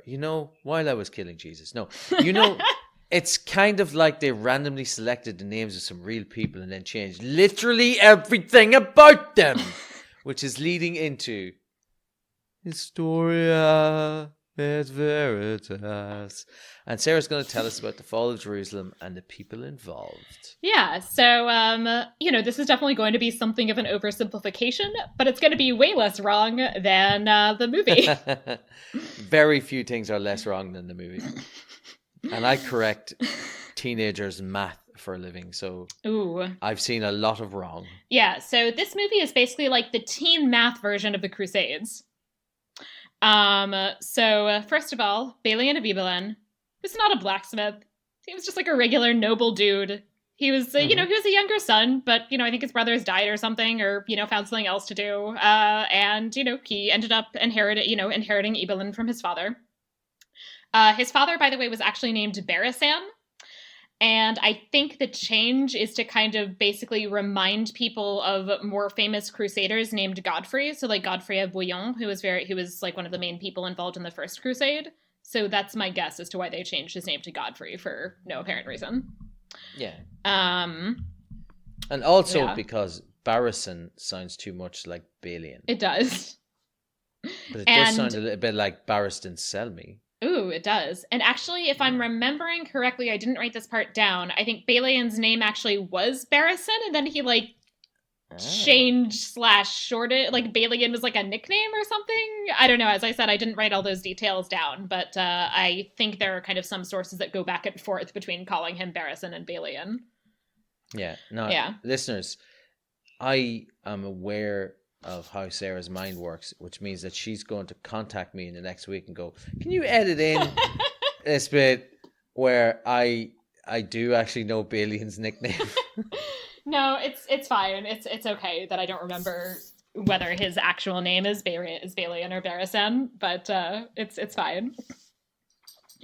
What I can say with complete confidence, however, is that there is zero reason to think that he had any romantic relationship whatsoever with Sibylla, who became Queen of Jerusalem. And to the best of our knowledge, he was perfectly happily married to his wife, somebody who could have been in this movie as a second woman, but was not. And she is actually a pretty big deal. Her name is Maria Komnena, and she was the wife of a previous king of Jerusalem, Amalric I, which actually means that she is Baldwin and Sibylla's stepmother. Oh. Yeah. It's like already getting like very convoluted. And she was the great-granddaughter of a Byzantine emperor. So she was like a big deal. And they had like 4 children, and as I said, as far as we know, seem to have been like perfectly happily married. Wait, so Maria was married before she married Balian? Yes. And she married Baldwin's dad? Yes. So Amalric I had a first wife whose name I did not write down and don't remember. They had Baldwin and Sibylla. Then she died. Then he married Maria Komnena, who had another child, Isabella, who's going to come up again later in this convoluted narrative. And then he died, and then she married Balian. Perfect. Yeah. Isabella, the only name for people. the only name that women have. Women have in the medieval period. I mean, they really don't have a lot of names. I am currently about to give a talk where I realize that I have like 8 people with the same name. Oh, sweet. Yeah. They're all Sibyllas. There actually were Sibyllas in medieval Catalonia. I have some Sibyllas in my document, but not in this paper. That's awesome. Yeah, but in my documents, I have a lot of Sibyllas. Nice. Yeah. The whole dynamic of essentially certain factions being kind of anti-war and certain factions being pro-war, and that being a kind of ideological stance, is deeply inaccurate. And instead, it seems to have been a kind of the-moment calculation in terms of, what the kind of levels of strength are and, what they think is best. So the dying Baldwin IV did obtain a truce with Saladin, but that's really because he just realized that he was not in a strong position and also dying of leprosy. And in fact, earlier in his reign, he had basically refused to honor a truce that his regent had made when he was still a legal minor. His regent, by the way, was Raymond of Tripoli, who is the person that Tiberius seems to be supposed to be. And I don't know why they changed his name and why they couldn't have just called him Raymond. Yeah, and he's also from Tripoli, where we know Sibylla is the queen of. Yeah, I don't think she actually is. I think they like. I doubt she was. Yeah. Like, I did not look up and do not have in front of me the entire very kind of complicated genealogy and intermarriage situation of the kings and queens of the various Crusader kingdoms. Mm-hmm. But I think Raymond actually might be like. I think he is actually like the king of Tripoli. Like, I think that's just like what he does. I think, or maybe he's the Count of Tripoli. Whatever. Anyway, but like I don't think she's not the Queen of Tripoli in particular. She's just the Queen of Jerusalem, and maybe like one other thing. Yeah, just the Queen of Jerusalem. Yeah. Come on, Sarah, that's a pretty important position. God, you're just hating on other women again. I mean, it's not like they need the Queen of France, but no, I'm not hating on her. And as we'll move forward, she actually had way more agency in real life than she did in this movie. Yeah, I was reading your notes through this. It was like badass. Yeah. So she really was in fact married to Guy de Lusignan. They got married in 1180. Weird fun fact, according to a probably fictional account from the 13th century, but still, she was in love with Balian's brother Baldwin. Because he's also named Baldwin, and then under pressure from her family, married Guy instead. However, they then all decided they hated Guy, and just like basically the entire nobility of the Kingdom of Jerusalem also hated Guy. Sibylla, however, apparently did not hate Guy, and in fact was like super on board with Guy. To the extent that, so, you know, they are married. Baldwin dies in 1184, Baldwin dies in 1184, and then Sibylla's son by a previous marriage, who is Baldwin V, is king, and then he dies in 1186. And at that point, Sibylla is, you know, considered to have become queen. But basically, she's told, we're only going to crown you as queen on the assumption that the second you do, you're going to divorce Guy and, like, pick somebody better. Because they all hate him. She does not. She basically says, yeah, I'm totally going to do that. And then the second she gets crowned queen, she's like, surprise, this is who I'm crowning as king.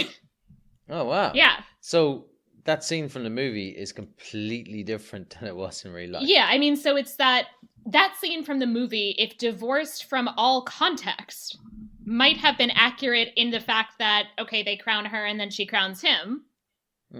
That's how it worked. But the whole Valen, yeah. In the movie, it's against her will. Yes. In real life, it was her choice. Yeah. It was, her choice and her actual, like, you know, act of, like, going against most of the nobility of Jerusalem.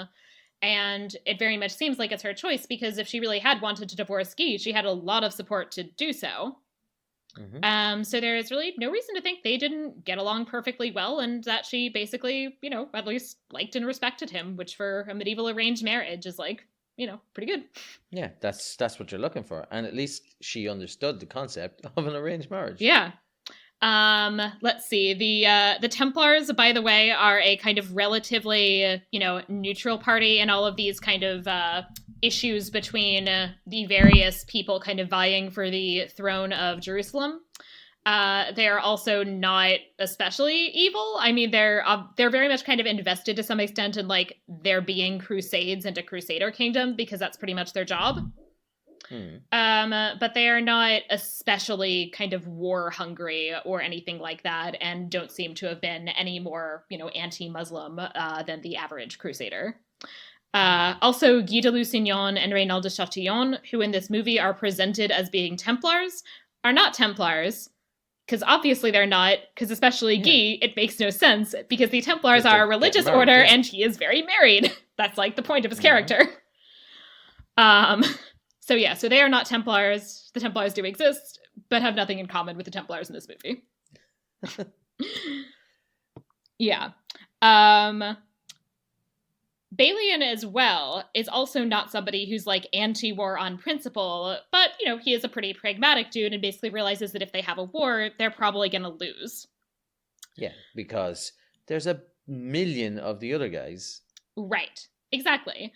And the other thing to keep in mind is that Saladin is not just, you know, taking over Jerusalem basically because somebody's forcing his hand. That's, like, his job. Yeah. He is a general who is, you know, and also is, kind of becomes a sultan of places that he takes over. But he is ultimately a general acting, formally at least, under the orders of the Abbasid Caliph in Baghdad. And his job is to take back the land that the Crusaders conquered 100 years ago. Yeah, that's why he's there. This is what you're here for. You have to take it back. Yeah. Like, yeah. Like, come on, movie. Yeah, like, that's what he's for. So the whole, like, him, you know, so, like, he was supposed to basically be, like, a good dude. Like, he was supposed to have been somebody who was, like, you know, that, like, his enemies respected him and vice versa, you know, so, like, that is coming from somewhere. Like, he was very much somebody who had a kind of sense of there being a kind of code of honor on the battlefield and things like that. But, like, you know, it's a war, and he wants to conquer the territory that he's supposed to conquer. Yeah, so that is very silly. So Balian did, in fact, create new knights, but he only created, like, 60 new knights, as opposed to everyone living in the city of Jerusalem. Yeah. And they seem to have been from basically the kind of city's urban elite. And it seems to have been, I think, basically a kind of, like, morale thing that essentially, like, these people will kind of fight harder for us if they're knights. Yeah, like, hey, guys, you're not just regular soldiers anymore. You're knights. Right. And the other thing to keep in mind, too, is that his whole kind of rousing speech that, like, the Muslims are going to wipe all of you out and kill all of you, that is, once again, not something that they would have expected. The particular people who are Frankish crusaders might have expected that they were not necessarily going to be especially well treated unless they specifically obtained terms. But a lot of the people who are still living in the city of Jerusalem, some of them are actually still Muslim. And, they obviously have no reason to mind if Saladin takes over. And, they're probably going to be basically fine. Obviously it's a war. Some civilians are going to get killed. But, Saladin is not in the habit of, like, wiping out entire cities, particularly. Yeah, so he wouldn't wipe out a city. But he would demand them to convert, yeah? He would not, and never did. He never did, and all of his long history leading up to 1187 of conquering things, he never demanded forced conversion. This movie has lied to me. Yeah. So, also, by the way, the other thing I wanted to note is that this movie very weirdly, like, compresses the timeline. Because, so based on watching the movie, how much time would you think took place between Balian, meeting up with his dad and his rapist dad and whatnot, and then the conquest of Jerusalem? Yeah, so I'm going to use a little bit of logic here in this one, right? So he died, he met his dad in 1184, because we're told that at the very beginning. Taking into account that they're going to have to travel by horse from France to Lower Italy, so we'll say a month and a half, right?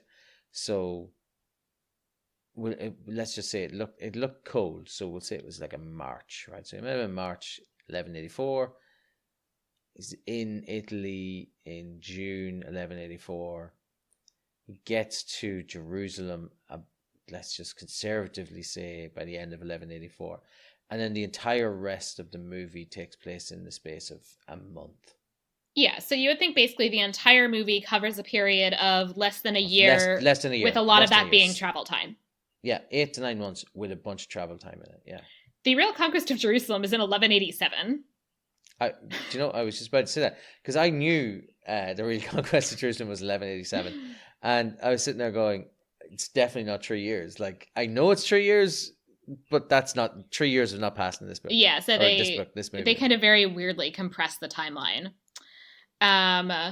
So yeah, the only kind of real contention over over basically the terms of surrender is what exactly to do with the Frankish Crusaders, not necessarily because he's going to kill them all, but because he could potentially, take them as prisoners of war and hold them for a very, very high ransom, and instead allows them to return home safely in exchange for basically a very small per person ransom. Like something that basically probably they each could basically pay him. So it's essentially like they all basically pay him a tax to leave. And by the way, he does that after Balian just says, so in the movie he has this whole thing like, I'm gonna burn the city to the ground and destroy everyone's holy places, like yours and mine alike. Nope, in real life he just said, I have a lot of Muslim hostages and I'm gonna murder them if you don't do this. So well, that's what let's just say it's just being pragmatic. I mean, he's not an especially great dude. Like, I'm not going to say I like him or anything, but it is a war. That is basically what you would expect in the context of a war. But yeah, his especially whole, when there's no Geneva Convention being signed. So this is back when people could just do that. I mean, there's some idea of there being noble hostages in particular, and those shouldn't be just kind of straight up killed, and that's considered inappropriate. But there really is this kind of effort being made in this movie to present him as this paragon of religious tolerance, and he certainly was not that, because nobody in the Middle Ages was that. Yeah, he's painted as this oh, we're all equals, guys, we're all equals, but nah, he's not. Yeah. So, anyway, so they leave after, so the Crusaders mostly leave. The, various non-Frankish Christians are probably basically okay with this. The Muslims are probably basically okay with this. There are all of these Jews who had been kicked out in 1099 and are living in kind of other places in the general area who are now allowed to resettle in the city of Jerusalem. They're probably pretty happy. So, this is the end of the Crusader Kingdom of Jerusalem is honestly probably really a good thing for most people involved. Let's see. So Sibylla remained in the Middle East, relocating to first Tyre and then Accra until her death in an epidemic in 1190.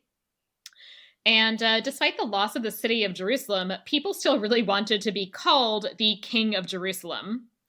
So even after Sibylla's death, Guy actually refused to give up the title. And Balian, who remained in the Middle East because he's not some weird northern French blacksmith, was, very much embedded in local politics until his death in 1190. And in particular is very interested in trying to ensure the succession of his stepdaughter, Isabella. So this is the half-sister of Sibylla and Baldwin by Balian's wife, Maria Comnena. Yeah. So she is now the kind of presumptive heir. They have a whole thing where they annul her marriage because they decide they don't want that person to become king, and then marry her someone named Conrad of Montferrat, who's an Italian nobleman who they decide they do want to be king. Richard I is not on board with this because he actually supports Guy de Lusignan. And so his court poets and chroniclers basically just wrote a bunch of nasty shit about Balian and Maria. So just a quick thing. So Isabella was going to be queen of Jerusalem. Yeah, so the assumption is basically that women can be queen of Jerusalem and of these various Crusader kingdoms, and often were. There's actually some great scholarship. There's a woman named Erin Jordan who's done a lot about women nobles and queens in the Crusader kingdoms. Awesome. But the assumption is that essentially, especially in times of kind of military upheaval, of which there were plenty, that if you were a queen, that you would have a husband who is going to be the person who is in practice responsible for the military stuff. Yeah. So Sibylla died, and even though Guy was married to her, so he was only the king consort. Right. So his claim is actually really pretty tenuous at that point. True marriage. Yeah. So it was going to go to the other child of so Sibylla's half-sister. Yeah, so the last remaining child of Amalric I, who had been king, and then his son Baldwin became king, and then Sibylla, yeah. And then Sibylla. And you mentioned to me that Isabella was married before, and she got married at the age of 11? Yes. So which is super gross. So they annulled that marriage, and this is her second marriage. Yeah. And she's 16? Yes. Yes, I think that's about right. Maybe 17 or 18? Yeah. Yeah, she'd be 17 because he refused to fight in the war in 1187. And it's 1193 around about when Sibylla died. So. Yeah, so this poor woman is 17, and this poor girl is 17 and is on her second husband. She's getting through them. How many husbands did she have by the end? 4. She had 4. 4. Actually. Oh, good job to you, yep. Isabella. Yeah, she had 4 husbands over the course of her life, and died in 1205, and was only 32. What? That's sad. No. Yeah. All right, so she's older than I was imagining. Or she's 32 when she dies. In 1205. So yeah, so in 1190 or whatever, she would have been 19. Yeah, so close enough. Yeah. Yeah, so she would have been 18. So yeah, that's not quite as bad, but she was 11 at her first marriage, which is gross. Not good. Yeah, it's gross. Yeah. Because Richard the Lionheart was a supporter of Guy de Lusignan, far from really wanting to get Balian on his side, he basically had his court poets and chroniclers say nasty things about Balian and his wife Maria, which I've noted some. Ambroise of Normandy called Balian more false than a goblin and said he should be hunted with dogs. Yep. And a chronicle, referring first to Maria, said, steeped in Greek filth from the cradle, she had a husband whose morals matched her own. He was cruel, she was godless. He was fickle, she was pliable. He was faithless, she was fraudulent. Wow. Yep. That last one almost rhymes. Yeah. It might in Latin, actually. I'd have to double check the Latin. I bet it does. Yeah, I bet it rhymes in Latin. Yeah, I bet it sounds like a really nice rhythm in Latin. Um, And then he drops the mic and just walks off. Yep. But yeah, so Balian does kind of die, I think kind of relatively soon after that. I think he's like in his 50s or so. But yeah, the actual story of the conquest of Muslim conquest of Jerusalem in 1187 and the people involved is, first of all, a lot more complex in a lot of ways in this movie. It demonstrates a kind of very different understanding of relations between different religious groups. And also, ironically, the women in the 12th century had way more agency than the women in this movie made in 2005. Yeah. Also, there was more than one woman. There were like 3. More than one woman. How could there be more than one woman right? In a movie? Like, it's crazy. It's not allowed. Yeah. I think that might be the longest section of talking about what they got right and what they got wrong ever, because they got so much wrong, and it is such an interesting story, which we'll come to in our next section when we're talking about Fabula Nostra, because I know you want to tell the story of what actually happened. So actually, we'll move on to there. Our next section is Fabula Nostra, where we're going to talk about a different version of the movie that has the same title, Kingdom of Heaven. Now, I'll start this week, and I'm going to run through it because mine is a fluff piece. I am going to get incredibly literal with this one. And I want the movie Kingdom of Heaven to actually be about the fall of Lucifer from heaven. So my 2 main casting things are I need to cast God and I need to cast Lucifer. Right? So I was thinking about this, and I've decided that I want to have Javier Bardem play God in the movie, which he's sort of done before. And I want Jeffrey Dean Morgan to play Lucifer, because the 2 of them look a lot alike. They're both decent actors, and they can both do a good job at what they want to do. So my entire story is about how Lucifer basically heaven is run like a kingdom. So God is like the king, and then you've got, knights, dukes, counts, barons, this whole lot, angels of varying rank. Like, everybody's living a good life. There's no real poor people in heaven. But basically, Lucifer comes along and goes, I don't think that the people down on earth are actually listening to what you want them to be listening to, God, and I want to go down and bitch slap them around a little bit. And then God says, I'm sorry, Lucifer, that's not how it's going to be. We, in the kingdom of heaven, don't really care about what's happening down on earth, and we're just going to make it very cool. He's like, he's going to say it in Javier Bardem voice, I don't really care.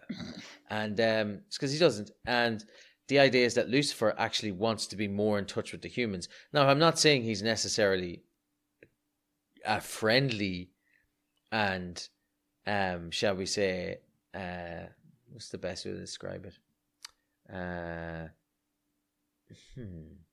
He's not a genial angel at this point. Okay. He's quite malignant towards them, but he does want to have more of a hand, more of a direct touch. And God doesn't want him to do this, and that's why they fall out. But then Lucifer starts doing it behind his back, and I'll obviously cast some angels. So let's just say we have Holly Hunter in there. Let's put Charlize Theron in as an angel. Let's have Jude Law in there, because I like Jude Law. I think he's a good actor. We can put him there. We can get David Thewlis in again, just because, Lupin needs to get more work. Yeah. People like that, high-level actors, and they are going to form this little breakaway group who start interacting and dealing with the humans. So obviously we'll have to have some humans. We'll probably have to, let's cast Jeremy Renner, right? Like, Jeremy Renner, he's a human. You know what I mean? Like, I can't imagine him being anything more than a human. I feel like they even decided that in the Avengers, that they're like, we want Jeremy Renner to be in this movie, but like, clearly he's not a superhero. He's just he's a human. He can fire bows and arrows, and everyone's like, guns exist though. Right. Yeah. But I fire the arrows really good.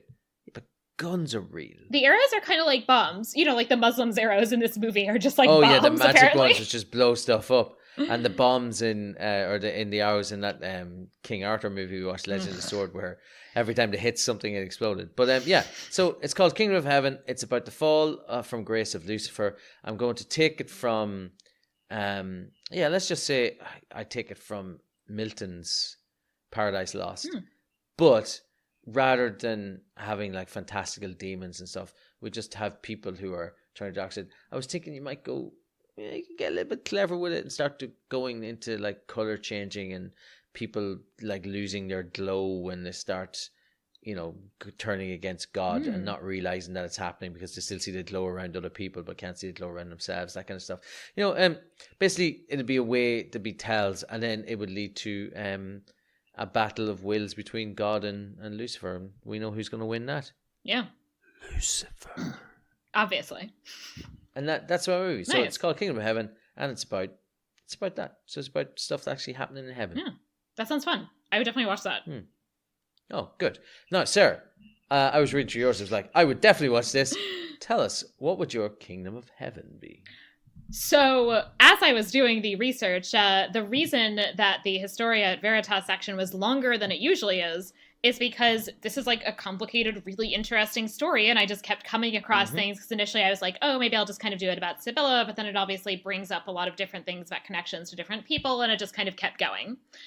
So that made me think that I bet you could make a really great movie that actually pretended to slight historical accuracy and was about the 1187 conquest of Jerusalem. Oh. Yeah. So, one of the things that's really cool is that, first of all, I could have like 3 women with names in this movie who are all relatively important. What? Yeah. 3 women? Yeah, 3.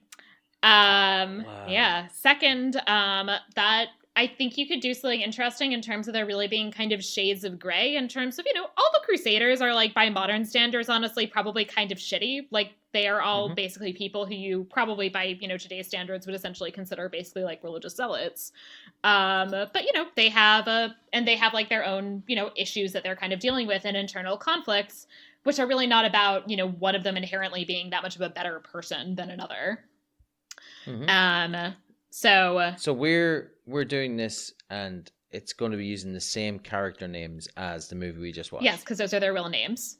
With the exception of, I don't think I actually remembered to cast Raymond of Tripoli, but he would be now named Raymond of Tripoli instead of inexplicably be named Tiberius. But otherwise, they would have basically the same names. Sweet. Yeah, but there would also be a couple of new characters, notably women who got cut out of this movie for some reason. Probably because they're women. So mine would actually center on the conflict between, on the one hand, Balian and his wife Maria, and on the other, Sibylla and Guy de Lusignan, because they are on the same side. The two of them are on the same side. So I decided I wanted to cast Ewan McGregor as Balian of Ibelin, because wouldn't we all? Yeah, right. And I'm going to have Emily Blunt as his wife, Maria Comnena. Isabella, so that my Isabella, the future Queen Isabella of Jerusalem, so Maria's daughter, I'm going to have played by Maisie Williams, who is, I think, a little older than Sibylla actually was, but plays pretty young. Yeah. So I think she would work really well. It's because she's got that round face. Yeah, like she seems very young, and she's a really talented actress, and I think she is fantastic on Game of Thrones. Yeah, she's all right. Yeah, I mean, I think she's fantastic, but I also have like a really soft spot for Arya, so. Yeah, I have a soft spot for Arya. She's my favorite 9-year-old. She's basically one of my favorite characters. Yeah, she's a really good character. I have a long documented history of hatred for George R. R. Martin and making his characters children, like literal baby children, and then writing them doing stuff that they shouldn't have to ever have to do as child, and then claiming it's for historical accuracy back in the dragon times. Yep.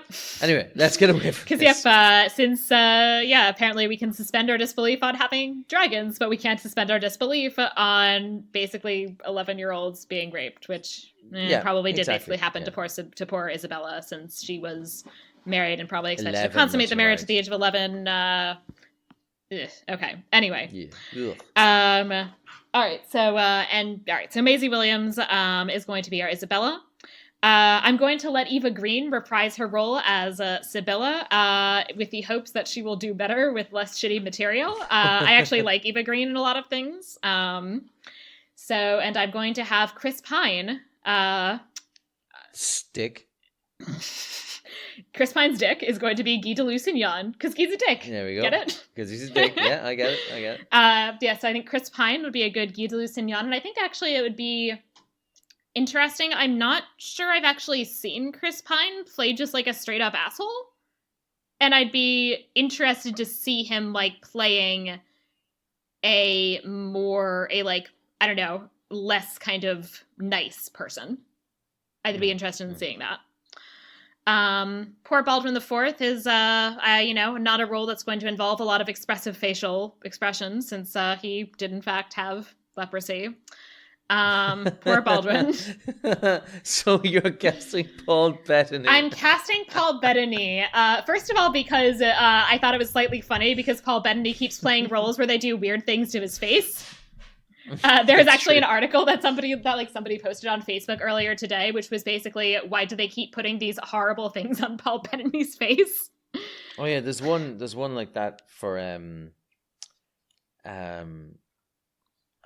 Tom Hardy.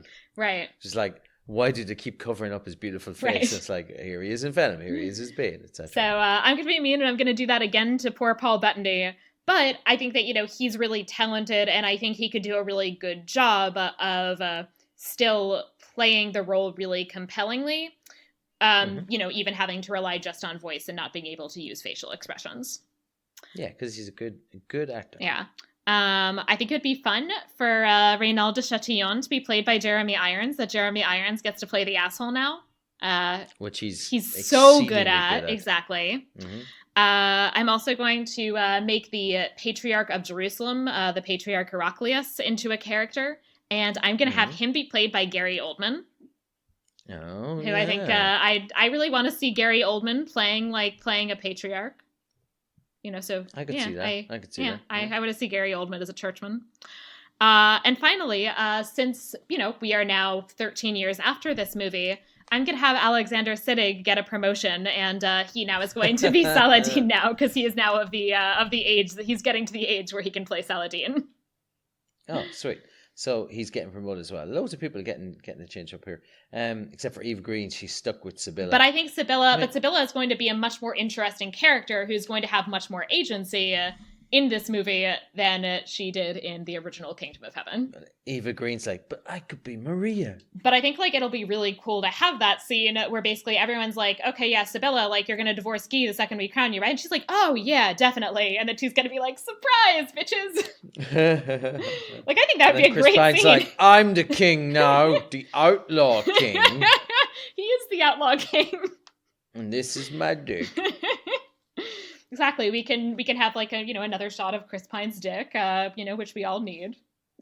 Yeah, of course, yeah. He has might as well get in some. If we're gonna do that, let's get some Eva Green boobs in. And we can, yeah. Because I haven't seen them enough in every movie. Exactly. We didn't see it much in this movie. No, we didn't. Just in case I was being facetious there. I don't need to see boobs in movies. And Eva Green is a very beautiful and talented actress. Let's get on to our rating system, because I can't wait for this. Estimatio. Now, we give a rating from 1 to 5. Every now and then you can give an exceptionally low rating of 0. I don't think we've really discussed maybe giving it an extra high rating of 6. One day we'll watch something that deserves that. Well, I watched The 13th Warrior 2 days ago, so yeah, it definitely deserves 6 out of 5. Sarah, do you want to give a 6 to this movie? Oh, God, no. Because it being your favorite movie of all time. This is not my favorite movie of all time. It might be my least favorite movie of all time. So, my memory... But if you do this, doesn't that mean you have to bump up another movie that I know you hate? So, I need to think... I'm thinking through this. So when I first saw this movie, and the main thing I remembered about this movie was just being really annoyed about a lot of the kind of little things, as well as the kind of let's make this a commentary on modern, interreligious relationships and Middle East conflict. But I was like, this is really dumb. I don't remember at the time being quite as horrified about what they do with women in this movie.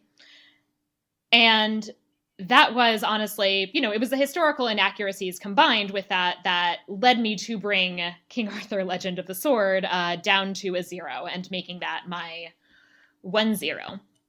This movie, unlike that one, does pass the Decker test. But in some ways... But there should be a caveat to the Decker test. No, I mean, there's not a caveat. The only named woman survives. Well, the only named woman, and also the extent to which agency is taken away from this woman, even compared to the real woman in the 12th century, is utterly horrifying. That she really has no agency in this movie. That the only thing she does that she seems to have any control over is basically sleeping with Orlando Bloom. And she doesn't even get to, marry him because of that. She still gets stuck being married to the person that she clearly hates and even has to crown him as king. Speaking of caveats, this just popped into my head, and the Decker test.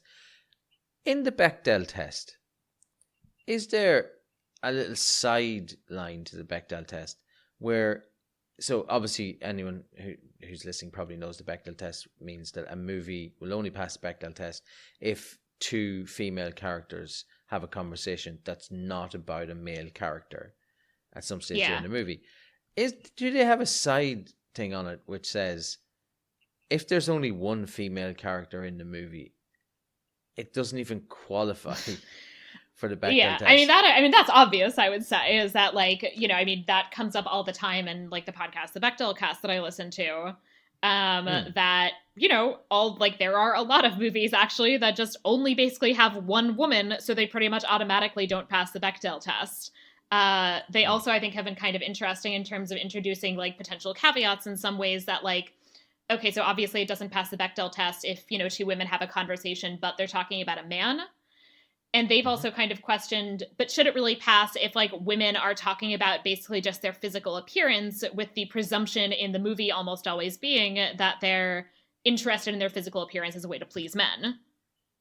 Yeah, which is why women care about their physical appearance. I mean, in movies, at least, not in real life necessarily. In the real life, no, I'm doing it for other women. No, you're not. Well, some. I mean, you're doing it for yourself. Yourself. What you talk about? My self-confidence. But your self-confidence. That's self-confidence eyeliner. You know what you're hiding. It doesn't make any sense. No, it's just I just like how I look better with eyeliner. I assume most men do not notice eyeliner, and probably many other women don't necessarily notice my eyeliner either. Listen, as a man who wears a significant amount of eyeliner, like David Boreanaz in Buffy. I'm not saying that I wouldn't wear eyeliner. I just wouldn't have the balls to put a pencil near my eye. I could teach you. No, Sarah, please don't. I don't know if anyone's most people. If anyone's ever, I don't know if Sarah's ever seen my handwriting. None of you people listening have seen my handwriting. It's a beautiful, elegant cursive that I use. But straight lines are not a forte of mine. It's not straight. It's a slight curve. Yours aren't straight. You've seen my eyes; these little tiny little. No, you still got a little curve there. But anyway, let's get back. Anyway, now after this long digression, Are you giving this a 0? I think I'm going to make this my 0. I am infuriated by the way this movie treats women, and I'm also infuriated about how this movie treats history. In some ways, I think the history makes me angrier than King Arthur, because this is actually a real historical event that they could have made such an interesting movie if they'd actually made a movie about that historical event. And instead they just ruined it, and it's so bad. So you are saying that this is 0 and King Arthur Legend of the Sword is 5 out of 5. No.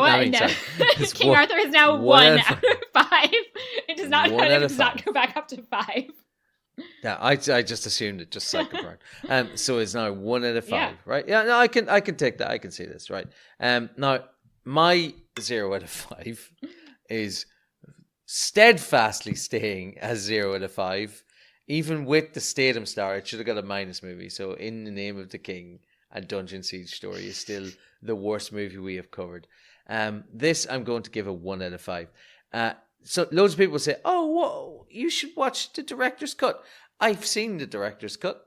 I've seen the director's cut of this movie. It's an extra half hour that only adds in a couple of little scenes. I say little scenes. Some of them are like 10 minutes long.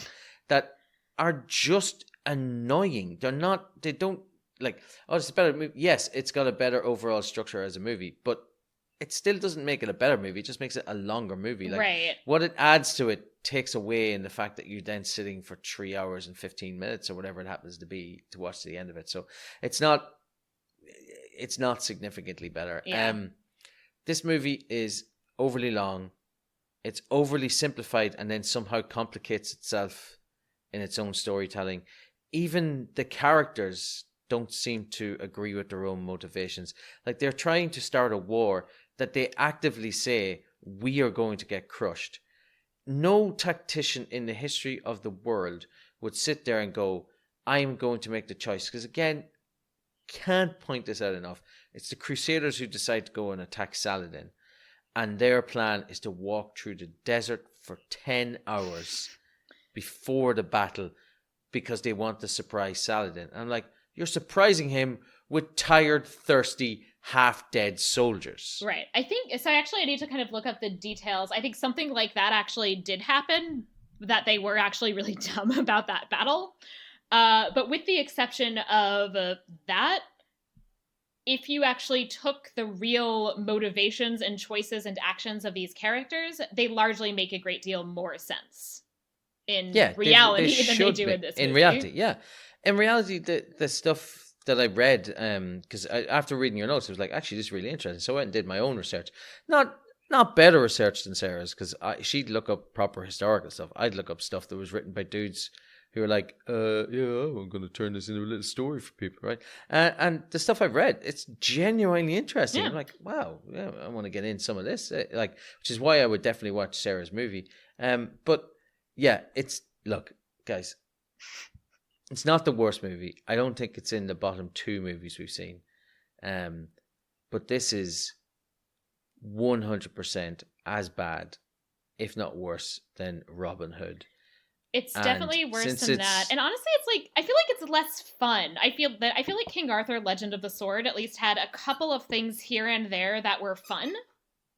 Yeah, it did have fun stuff. And this was just a slog. David Beckham, it was a slog. As I said, it's worse than Robin Hood, which was one of the worst movies we'd seen up until this point. It's not as bad to me as In the Name of the King, a Dungeon Siege Story. That is definitely a worse movie. This one just annoyed me more. Yeah, well, the problem with the other one was it's just, Opie agrees, is that it's just so bad, the Dungeon Siege one, that I can't take it serious. So yeah, this is 1 out of 5. Second worst movie that we've seen.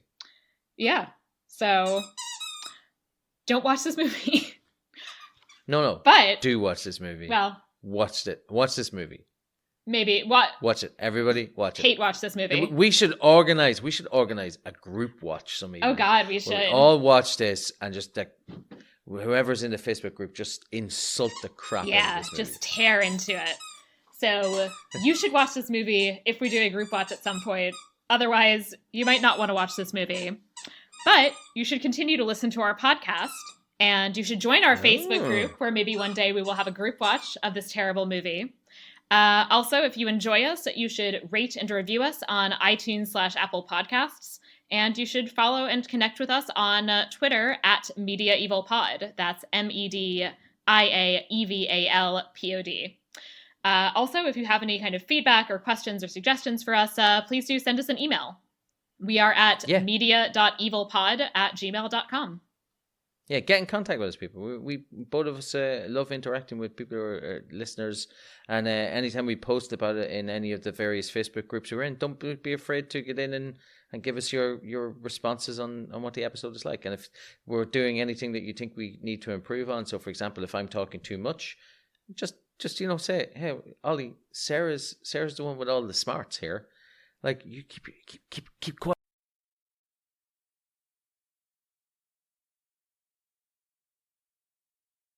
tendencies, which is that I should talk more, but I'm perfectly happy talking less. So yeah, get back and give us as much feedback as you want, and rate, review, and subscribe us if you happen to use iTunes. Yeah. Sarah, where can people find you on the internet? People can find me on Twitter and Instagram and Facebook under my real name. I am at Sarah if Decker.